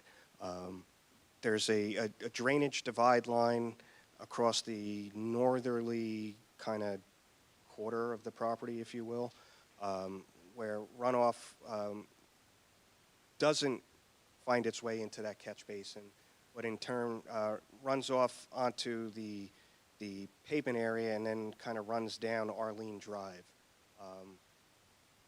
Ultimately, the catch basins in front of our property that are labeled POS number 1 on this map, they run, it's not shown on this map, but I did a little bit of investigating of prior to after these plans were submitted. Those catch basins appear to run down the property, lot 1502, to the 15-foot wide drainage easement, and then ultimately connect into the storm system in Arlene Drive, which then in turn gets discharged onto property just south of the Petersbrook. Okay. The existing lot, would you describe it as being populated by deciduous trees mostly? Yes. Okay. The types of trees that you would find in there, what types of trees are currently existing in there? I'm seeing them here, but I'm guessing I see oaks. Primarily shown the tree inventory that was done. They're primarily maples, oaks, clusters there of those. There's a handful of evergreen trees, cedars, pines. Does the land appear to be wet today? Not to my knowledge, no. Okay. The types of tree that are in there now, would you say, are they the types of trees that are good for retaining water? Are they good at sucking up water out of a lot? I don't have that answer. Okay. You mentioned that the lot today has no steep slopes. That it's not a floodplain, no riparian zones, and I'll use our board engineer, Mr. Burr, here, just to keep us honest. But this area does not qualify for a major stormwater plan, correct? For a stormwater plan, like this is not a major site, a stormwater plan. Yes, it is. It does? Yes. Okay. As such, if it does, would we need to know the types of soil? Is it do we have soil samples? What's the percolation rate in the soil? Are these of particular concern in this situation? Because if we're talking about putting retention basin or catch basins, and I understand they need to be maintained, at the end of the day, there still is water that needs to percolate. What's the percolation on this site at the moment? The percolation was not great based on the limited soil testing that we did in December. I spoke with the board's engineer regarding additional soil testing that needs to be done, but effectively that was the reason why the site was designed with a bioretention basin with an underdrain to prevent any type of infiltration into the ground and treat it, clean it, and then slowly let it out into the storm system that it was previously connected to. Okay, so you're testifying that at this time, most of the present condition, again, we're just talking about an introduction here, just so everybody understands. Before we get into a lot of the questions that we have about drainage and runoff and roof leaders and all that, today you would say that the runoff is typically from, I guess, from west to east generally? Yes, that's a fair assessment. Okay, and you can understand why a lot of the concerns are going to be based on the importance of grading in this site, correct? So we have to do essentially everything that's humanly possible in order to keep the grading as tight as possible to make sure that this water does not infiltrate the properties above and below Cornell Boulevard. Do we know what Cornell Boulevard looks like in the middle of the winter as far as water runoff? Does it ice over? Are we aware? I'm not aware of that, no. Does our board engineer, is the township aware of anything that takes place at Cornell Boulevard? I'm not aware of anything, but that's only based on if a resident or a concerned member of the public called in, a concern or a complaint to the engineering department. But I don't have a history of icing or drainage problems on this section of Cornell. Okay. So from our zoning report, I see that the land is wet, but it's been a very precipitous winter, obviously, right? So it's tough to determine what the land looks like during the middle of the summer or during dry season. Now, I invite any other questions regarding stormwater drainage. I just wanted an overview for everybody to understand what it looks like today. Yes, I have Mr. Pappas. for Mr. Burr. Yes. Mr. Burr, I know that the applicant's attorney referenced your report, and I'm wondering if you could just take a few moments and review it and comment on what you have reported about your review of this stormwater management plan for this property. So to answer the chairman's question, this project absolutely is a major development. It proposes, or it meets the thresholds for the major development by way of the impervious coverage and land disturbance. So a full drainage plan and stormwater report was provided with the application. We performed a thorough review of that report. We did have some comments in our engineering report. What I would say is that the design complies with the stormwater requirements, provided some of the comments that we made are addressed. So there's nothing at this point based on our current review that would indicate that the project is not compliant or could not comply with those rules. One of the things that the applicant's engineer did mention is the lack of soil testing. There were 2 soil tests, I believe, performed previously. They need to do additional soil testing to confirm the functionality of what's being proposed.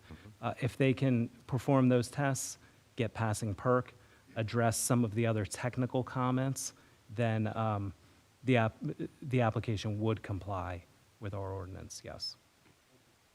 Thank you, Mr. Pappas. So, and I just had a follow-up question to that. If there, in any of these assumptions that are being made or the follow-up data that will be submitted on soil infiltration, the groundwater elevation, rainfall intensity, or any other long-term maintenance that might be required, like who's going to bear that responsibility? Will the township be protected? How is that set up right now? I know you mentioned annual reports. I really like that. We can ask for that. Yeah, these are going to be private facilities, so they will absolutely have to be maintained by the applicant.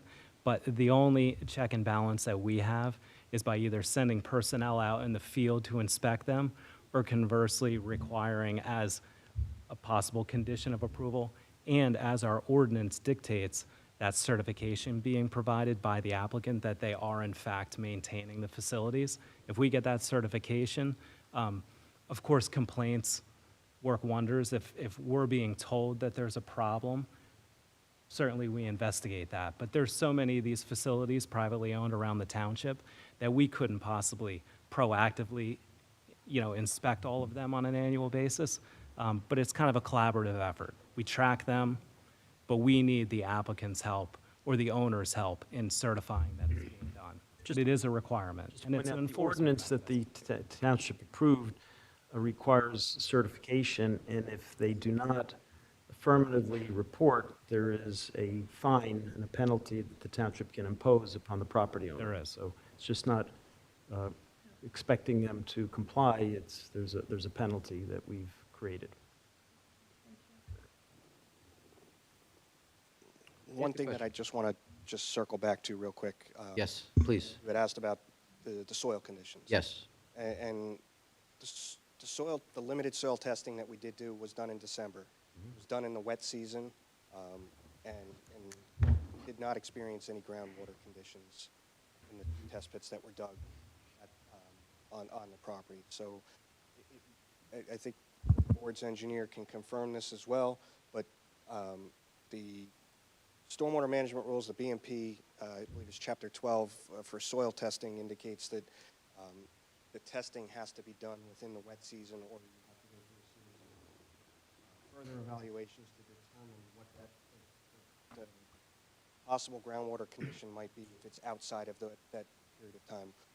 We were within that period of time, being that it was December. So Can I ask where you tested? Like, did you test on where the new lines of water runoff is going to go, or did you test, where did you test the soil? we tested where the two basins were proposed. Okay, can we go back to that page 9, I think it was? 10. 10? Existing conditions or the Yeah, proposed? existing. And then go to the proposed. So the existing, so you see the bottom dark dotted line, right? And then there's no line that cuts off into above, what, lot 4 and 3 between your proposed property line and the two below it. But then if you go to the new proposed conditions, so whatever that other one was, 10, there's a big change in the water runoff, which is now right near lot 4 and 3, when in reality it passed the other way. That one's still there, but there's a new one. There's not a plan for that. I'm just to say, as a condition for approval, I'll require. No, I know. I want to speak to page 9 first, Okay. so you understand what you're seeing there, so that way when we look at page 10, it makes more sense. The area that runs off across this property to what's called a point of study on this plan, POS 1, is approximately 3 acres of land area. Wooded, impervious grass, all included in that area. That 3 acres runs off across that, and it runs currently across lot 3, and then discharges into that catch basin that is POS 1. That's under current conditions today. With what we're proposing, we're cutting off a good portion of that, nearly half of it, of what's still going to run off across that property and drain into that catch basin. The area that's labeled PR1C, that's an undetained area. Where's that? Okay, I see On it. page 10. I see it. So that's 1.7 acres of land, as opposed to the 3.1 almost acres of land that was running off across Lot 3 under current conditions today. So we're reducing the amount of land coverage that's running off across this property by the proposed development and the way it's been graded, and to capture and collect the runoff on our site and keep it on our site. I don't know if that helps the question any. In the area that you've marked, designated as PR1C, are you doing, what kind of work or grade changes are you doing within that area? The only grade changes that would be occurring would be from the curb line down to existing grade adjacent to the property line, and then putting in landscape screening. Is there going to be a lip where the pavement meets that line, where the lights are going to be? Or Curb, will be a Curb. vertical curb, And how high will the half-inch curb be? high, typical half-inch high curb. Half inch? And what about, Half a foot, my Oh, mistake. I half a foot, misspoke. okay, I was like, Yeah. it's not really anything. Units are- Half a foot, sorry. Okay, and then that's why you're saying it'll be directed to that, Catch basin. water, Catch catch basin. basin? Yes, And then that'll lead into the larger basin yes. nearby? Okay. and those larger basins help slow the water runoff? Yes, that's correct. They have an area or an undetained volume area that everything will run off to, it'll fill up to while it's draining through the perforated pipe under drain system. And then there's an outlet structure that will slow the amount of runoff and the flow rate to what it gets discharged back into the system. Will that be connected to POS one? Yes. And have you tested that the existing municipal pipeline can handle that? Have you done any testing on that? The evaluation that I've done at POS one shows that I'm reducing the flow rate to that point from existing conditions. So under existing conditions, it's, call it X. And under proposed conditions, based on the stormwater management rules, I've reduced it by X minus 1. To simplify that in any capacity. But I'm not sending any more water there today than there was, or tomorrow than there is today. And that's based on the stormwater management quantity reduction requirements. And then just on that same note, so I think the storm, what is it, 1A is 10 feet? Is there a reason why the second one that's in near PR2, I think it was 4.5 feet? What was the logic behind making one 10 feet and the other one only 4.5? The depths, you mean? Yeah. Just the volume required to attenuate the flow reductions. Is that going to be connected to POS2? No, it'll be connected to the outlet structure for Basin 1B is also connected to POS 1. And again, between the discharge from 1A and discharge from 1B, because we're reducing the flows and constricting how it's being let out, we're meeting our flow reductions at that point of study. But I guess based on the previous slide on 10, is the grading coming from more left to right or north, kind of like in a southeast type direction? Because I'm just a little confused that you're going to be pushing all that water to POS 1, and it may not be able to handle. It will be able to handle it because there's less water that's going to it under these conditions. I'm holding it back. There'll be water that's slowly being let out of each one of these basins, so that way it doesn't surcharge that system. Is there a reason why we couldn't put that second basin to POS2? POS2 is not a catch basin. It's a point of study in the pavement. Oh, that's not connected to the municipal?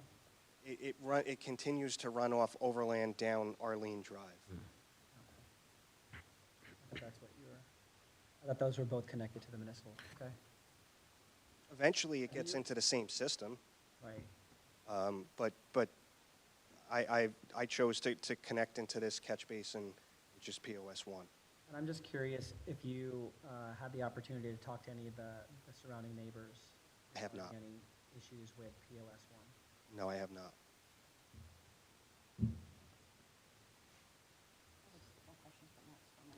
Yeah, same. Any other stormwater questions? Any other? What are the catch basins? How are they fed? Are there drains around the property that collect it and send it to the bioretention basins?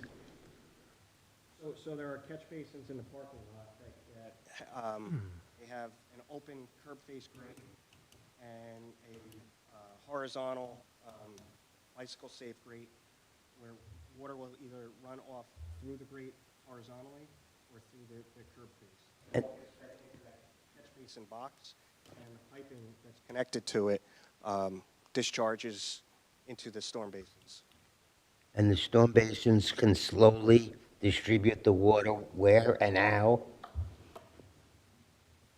Yes, they can. There's an outlet control structure for each one of these basins that has a small opening at the bottom and a rectangular opening at the top. So as it begins to fill up, the basin begins to fill up, water will rise across the face of that outlet control structure. It'll slowly let itself out of the lower, it's called an orifice, and then as it continues to rise, that rectangular opening at the top end of the outlet control structure, and it'll continue to discharge. So it works like the discharge on a retention basin. That's exactly what these are, yes. And do you put any special material in these bioretention basins? Are they level with the ground? Are they lower? Do you put special So each one of these material basins, there? each one of these basins are designed with a level bottom. And they have 18 inches, it's noted on the plans.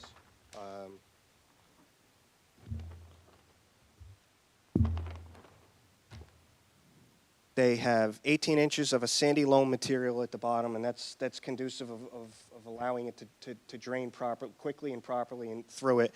And then it begins to drain through a sand material that's about 6 inches thick, and then it gets down into to where the perforated pipe under drain is, and that has a crushed stone, clean crushed stone wrapping around the piping, and the runoff as it absorbs through these layers gets into the perforated pipe and then gets discharged out through the outlet structure. So I'm not clear yet. Are they level with the surrounding area, or are they lower? They're lower. I'm sorry, I misunderstood your question.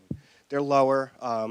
The basin is designed to be effectively a hole in the ground, right? So as it has the ability to fill up and not overtop and run off to the areas around it.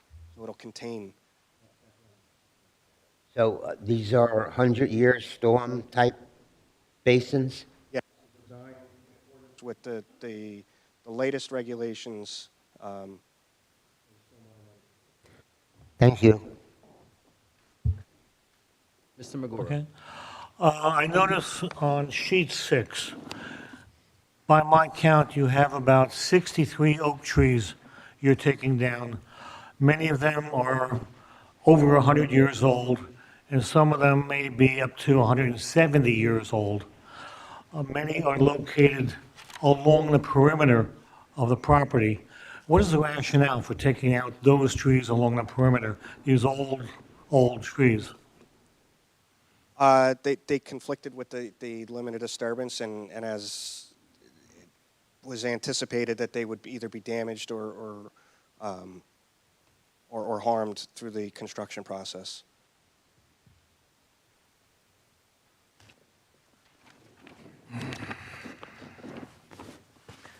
I don't accept that. I think you'd have to provide some protection for these old trees. I can understand some of them are going to die because of construction shock, but you've got a 24-inch or greater tree. That's not going to be easily replaceable in anybody's lifetime here. Well, what I would say is that we could definitely reevaluate the limits of disturbance and try to tighten it up a little bit, and try to avoid some of these additional trees, damage to some of these additional trees, if that's something that the board is looking at. Yes. And secondly, you're proposing 33 replacement trees instead of the 39 required.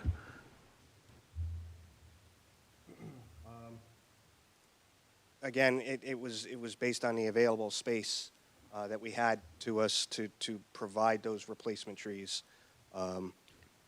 We could probably provide additional trees. It may come at the expense of overcrowding and not having as much lawn space.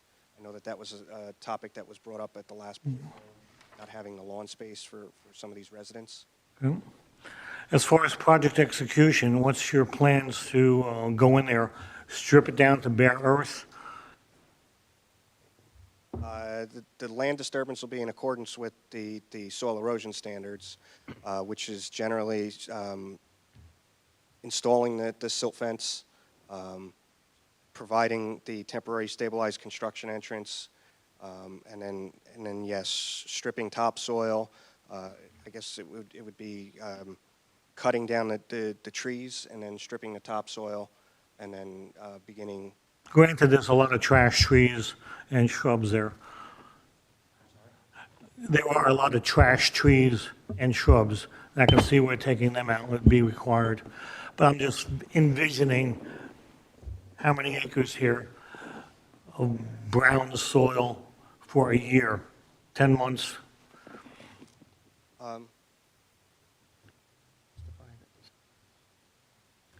Just an observation right now. Maybe it doesn't really require a comment.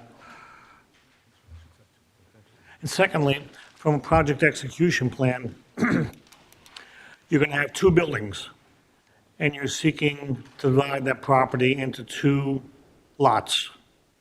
Okay, I would assume that would be easier to handle construction accounting costs.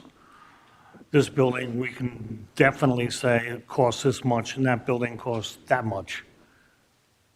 Or we're going to have one big lump sum of material and labor and divided by an engineer's estimate. Yeah, that would be a question for Mr. Bruni. Okay, that's all I have right now. Any other final questions for now regarding drainage? Drainage. Last question on drainage? Please. Okay. For now.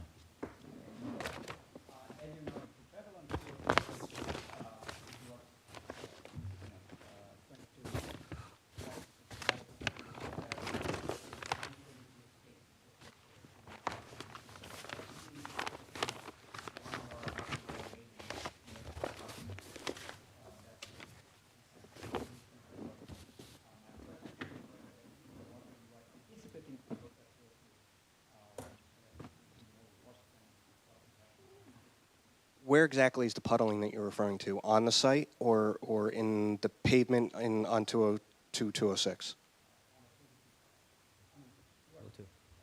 The intersection of that, where you have the white for 202 and 22, it's just in front of the car wash place. In the roadway? Yes. So the roadway is not out part of our scope of. No. I know that very well. I'm asking you, is there any, you're anticipating any water going towards the 202? No, we're not. Thank you. Thank you, Mr. Chowdhury.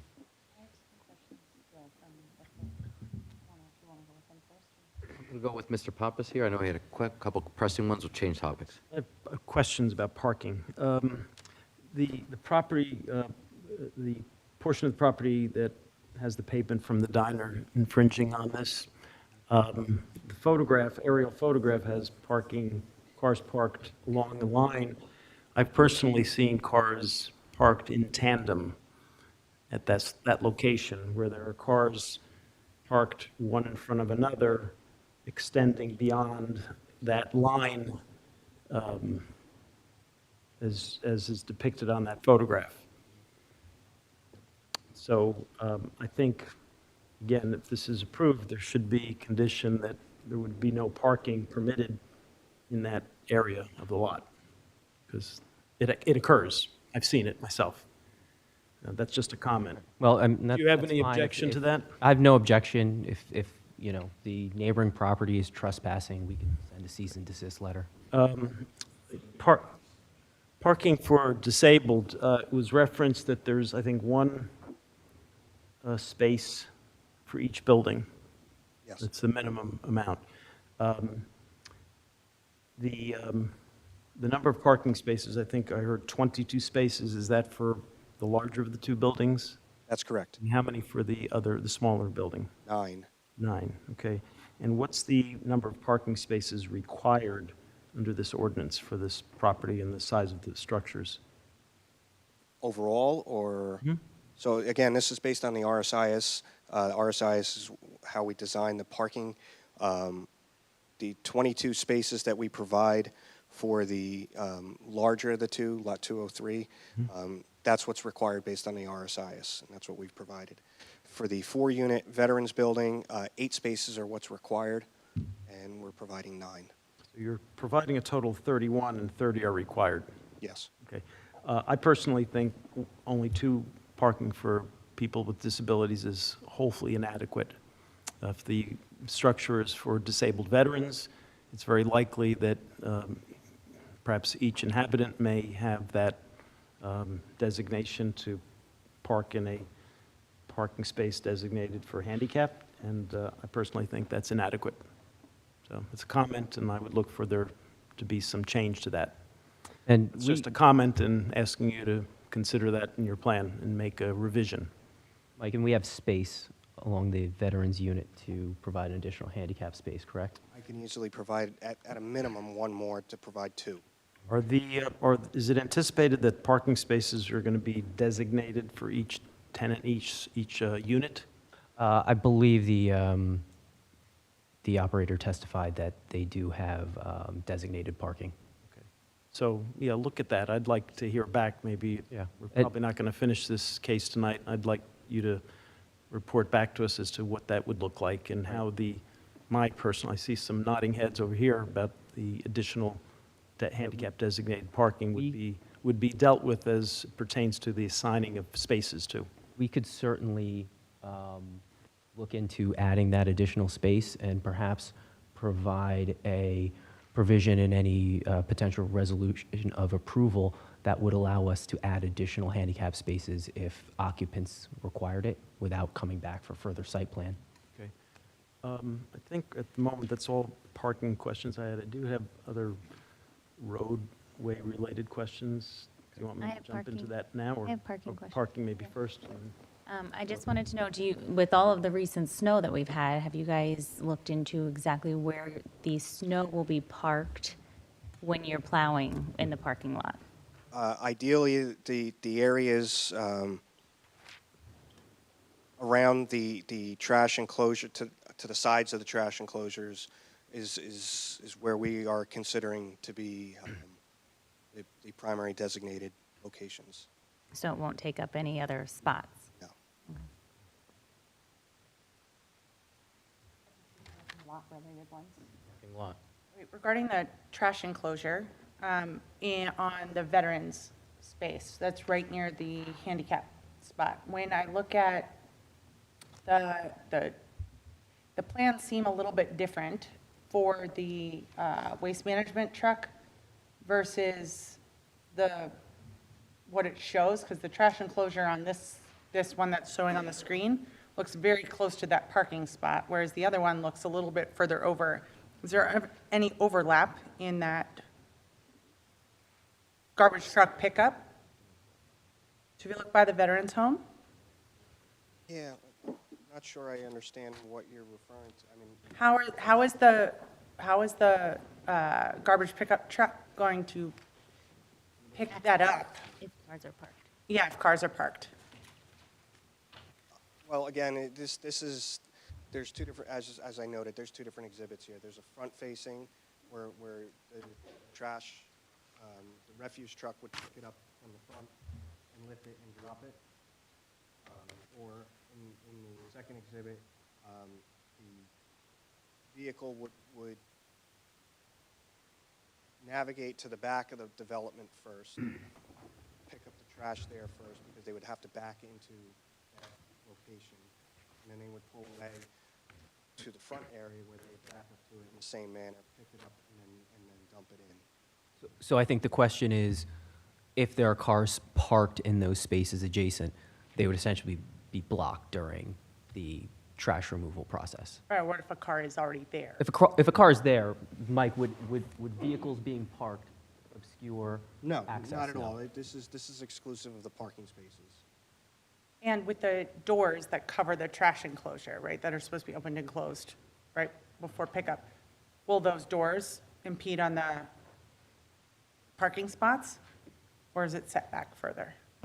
Wouldn't occupy? Yeah, I'm looking at, I mean, it's, it can be further evaluated, and if it's found that it might be potential hazard to a vehicle, we can make an adjustment to the location of it and shift it back. There's no objection to that. Yeah, I would propose moving it back. I didn't understand your So that the doors don't hit into the parked spaces.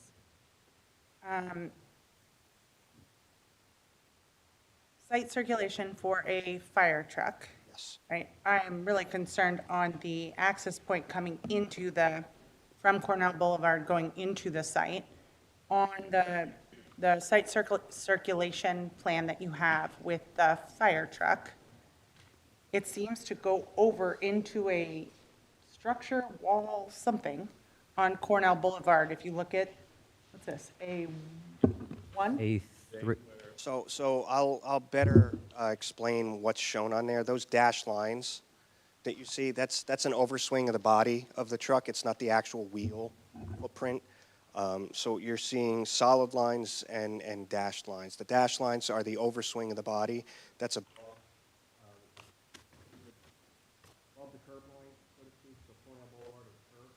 So the truck itself would overswing above the curb line, but it wouldn't impact the curb line itself. Everyone's saying in the overswing, if you look at, what's the other one? A2? There's something on that side of Cornell Boulevard where they start to overswing that, I don't know what that structure is. Have we confirmed that the fire truck would not hit that in a, if you look at A2? A3? That's correct. Nope. Yes. Oh, okay. You see on Cornell Boulevard where the fire truck is going to start turning per your other sheet that you were just on? You're talking about materials. Yeah, I don't know what that where is. Cornell Boulevard is? Mm-hmm. Okay, so this is an aerial photograph of I guess, site work that was being done at the time, so material stockpiling. As recent as this weekend when I was there, that is not there, so. Got it. And That's what that is. got it, yes, that's what that is. And is your testimony, will the fire truck have to go onto the grass into the other the neighbor, the across the street neighbor's lot? No. To turn into the, okay.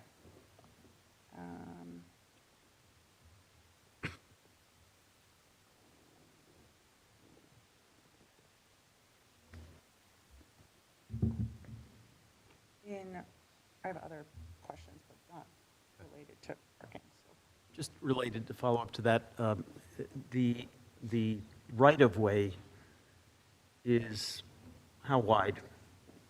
For Cornell Boulevard, 100 feet. Okay, so in, let's say, that exhibit that you have there, where is the right-of-way line in relation to the edge of pavement? Which exhibit are we referring to? The one that's on the screen. Okay. So what's the fuchsia color is the municipal boundary, That's correct. and what's the dotted line, you know? White dotted line? Yeah. That's the right-of-way line. Okay. So how many feet would you say it is from that edge of pavement to the dotted line, which is the edge of the right-of-way? It varies, I would say. So if I was looking at the northernmost corner of the property, it would probably be. The point, I guess, just near the proposed driveway entrance. What's the distance from the Yeah, I just don't have. edge of pavement to the right-of-way?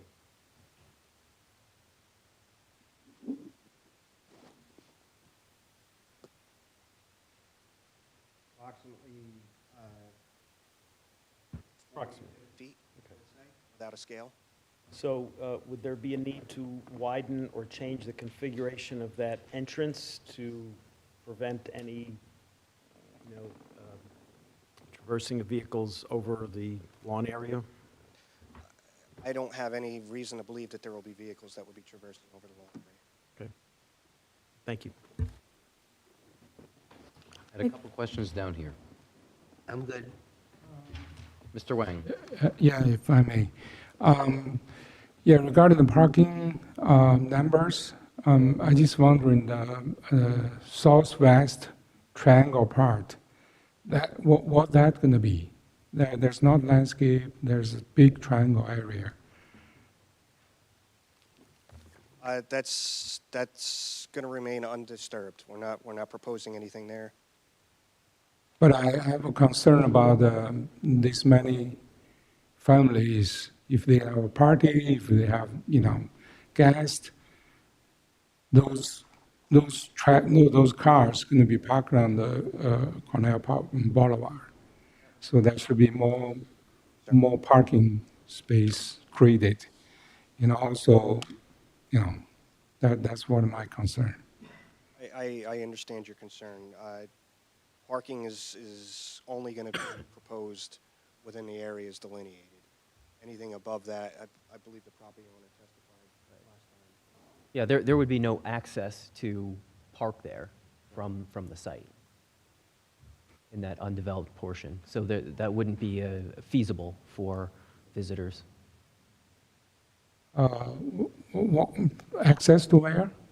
You're referring to The southwest. No, if you see the southwest to the diner, yeah, that part. This Yeah, this part, right. There's no access there, so you wouldn't get visitors or residents, illegally parking there as overflow. But is that possible? You can create access to that part. So expand the parking area? Right. I don't see that there's enough room to provide adequate parking and then adequate turning movements, but the site is adequately parked based on RSI's requirements now. And that accounts for potential visitor spaces as well, That's correct? And is it possible to also make the, what's that line? The current, the EV parking lot, make the other side, the opposite line, towards to the lot 3 property line. Make some parking space along that line. No, there's not enough room to provide parking, and then it would come at the expense of parking right up to the property line adjacent to Lot 3, too close to that property. Okay, thank you. Thank you, Mr. Wang. Do you know if parking is permitted on the main road, right as soon as you get out of development? Cornell Boulevard? Yeah. It was my understanding it's not posted. The size of the roadway is a 30-foot wide roadway, curb to curb, which based on the RSI's requirements indicates that you could have 2 lanes of parallel parking on either side. So you think there's legal parking there? It's not posted. I didn't see it posted anywhere. I'm just thinking that roughly, 30 units, 2 parking spaces per unit. Come the holidays, it's going to get a little tight for parking. Well, It's 15 units, not 30. that's good. What's that? It's 15 units. 15 units, and you have 32 parking spaces, 2 per unit. I'm just thinking that at the holidays, it could get a little crazy. That's all. The thought. Any other questions regarding parking? The other spots, so supposed to be registered by the tenants, or is it just free flow? I think Is that there like was, a visitor pass that they have to acquire for the license plate? I don't believe there's a visitor pass. I think they're just open. That's my recollection of the operator's testimony, that there are designated spots for each unit, and then the remainder is open for visitors. They should. And then regarding the EV-ready, those will be strictly for EV vehicles. That's correct. That's the intention for them. What if there's no tenant with an EV vehicle, EV electric car? That's part of the rationale of not immediately installing the make-ready spaces so that we can kind of see what the usage and need actually is at the time of lease up. And then just along the, I guess it would be the south side, are you gonna have like no parking along the, I guess like entering in, you know, there's the curve there, and then also where those lights are? Like at the We could driveway stripe entrance? That's we'd totally be open to striping that and indicating that it's like a fire lane, no parking kind of deal. Yeah, there's no objection to that. One more last question on the parking. Generally, in the 11 apartments, whether it's a one bedroom or two bedrooms or three, even if you have a small child birthday party, you'll have 10 cars. So how are you going to accommodate or serve the tenants? You cannot park in the Cornell. You cannot park inside anywhere else. You cannot park in the grass. So are you going to tell all the tenants that you cannot have any children's birthday party or something? Essentially, that was what was testified to last time by the applicant. He did indicate that they would be policing the parking spaces and that there wouldn't be an allowance for additional parking. Oh, no, that is nice to hear, but it doesn't solve the problem. You have 11 apartments here, and even the disabled veterans, they may have a small children also. So I understand that, and unfortunately, all I can do is say that we provide parking that meets the requirement. I don't have the ability to police it myself. I know that's probably not the best answer, but... Well, it's not only best answer, it's not a humane answer also, because people do have parties, some small, at least the birthday parties for small. So I can understand some other things, but at I least... would argue that these spaces are not, like, these places that they're going to live aren't big enough to host a birthday party. Right? That Just as Mr. Bruni testified to in his experience managing these similar projects, these disabled veterans homes, he does have an 11-unit project. What dates are available? The next meeting is March 17th. We have a major subdivision scheduled for that evening. The next meeting after that is April 7th, and we have... The March 17th, you have room on the schedule, so we could carry this to the 17th. We could carry this to 3/17, wouldn't be exclusive. There's another That's matter fine. scheduled. Does that work for you? You're available? I'm available. Yeah, that works for us.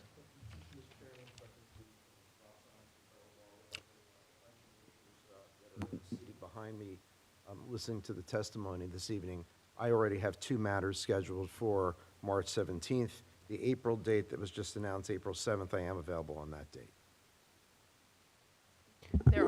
Just so you're aware, there are two applications on March 7th, another affordable housing, April 7th. Okay. There is the continuation of the wine outlet sign, as well as the Whitney Court affordable housing, which is not started yet. So there are two other matters on April 7th. So the next fully available date would be April 21st. I would request that we carry this on the 17th, and if Mr. Simon needs to send an associate, he can do that. The board needs to, if we can continue to hear this application, we should. I would respectfully ask that, since I've been seated here taking copious notes, not for one, but for two hearings already, and I've already participated, I think it is a burden on my clients as residential homeowners to have to bring a colleague of my office up to speed on an application, have him prepare for something or her prepare for something that I have witnessed and don't need to spend the money to prepare for the next hearing. I don't think that that's fair to the public, whether you live in Bridgewater, whether you live in Somerville. By the way, I just heard somebody mention about special meetings. Certainly, in the interest of going forward with this application, Lisa, on behalf of my clients, would not be adverse at all to scheduling of a special meeting, subject to the availability based on my schedule. Unfortunately, you said April 15th, right? Oh, no. What? It was March. March 17th. March 17th. March yeah. 17th. That provides the best opportunity to carry this and hear this with adequate time. Is, my wife has a medical procedure, I will not be available that night, and I do not have any associates.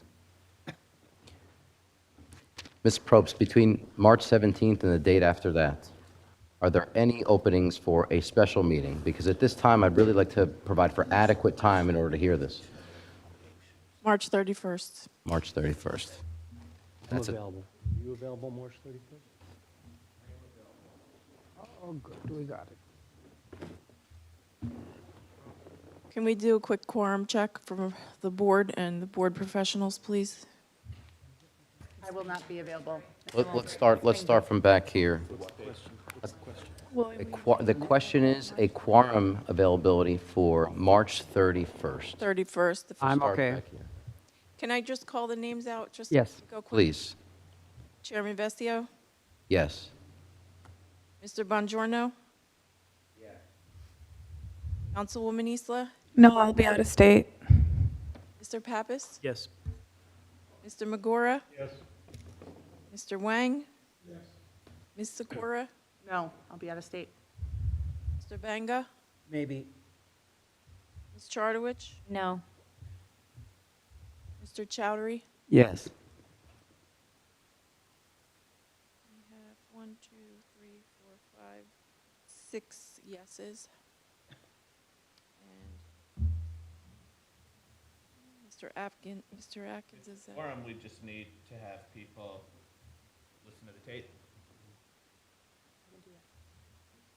Okay. March 31st, we can provide.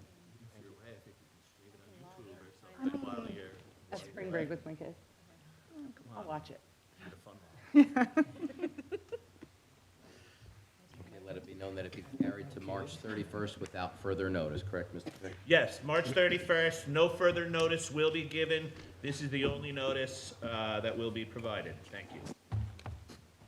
Thank you very much. Thank you. Are there no other questions or comments? A motion for adjournment. I'll make a motion. I'll second. And that's Ms. Sikora, all in favor? Aye. Thank you, everybody. Have a good night. Okay, thank you.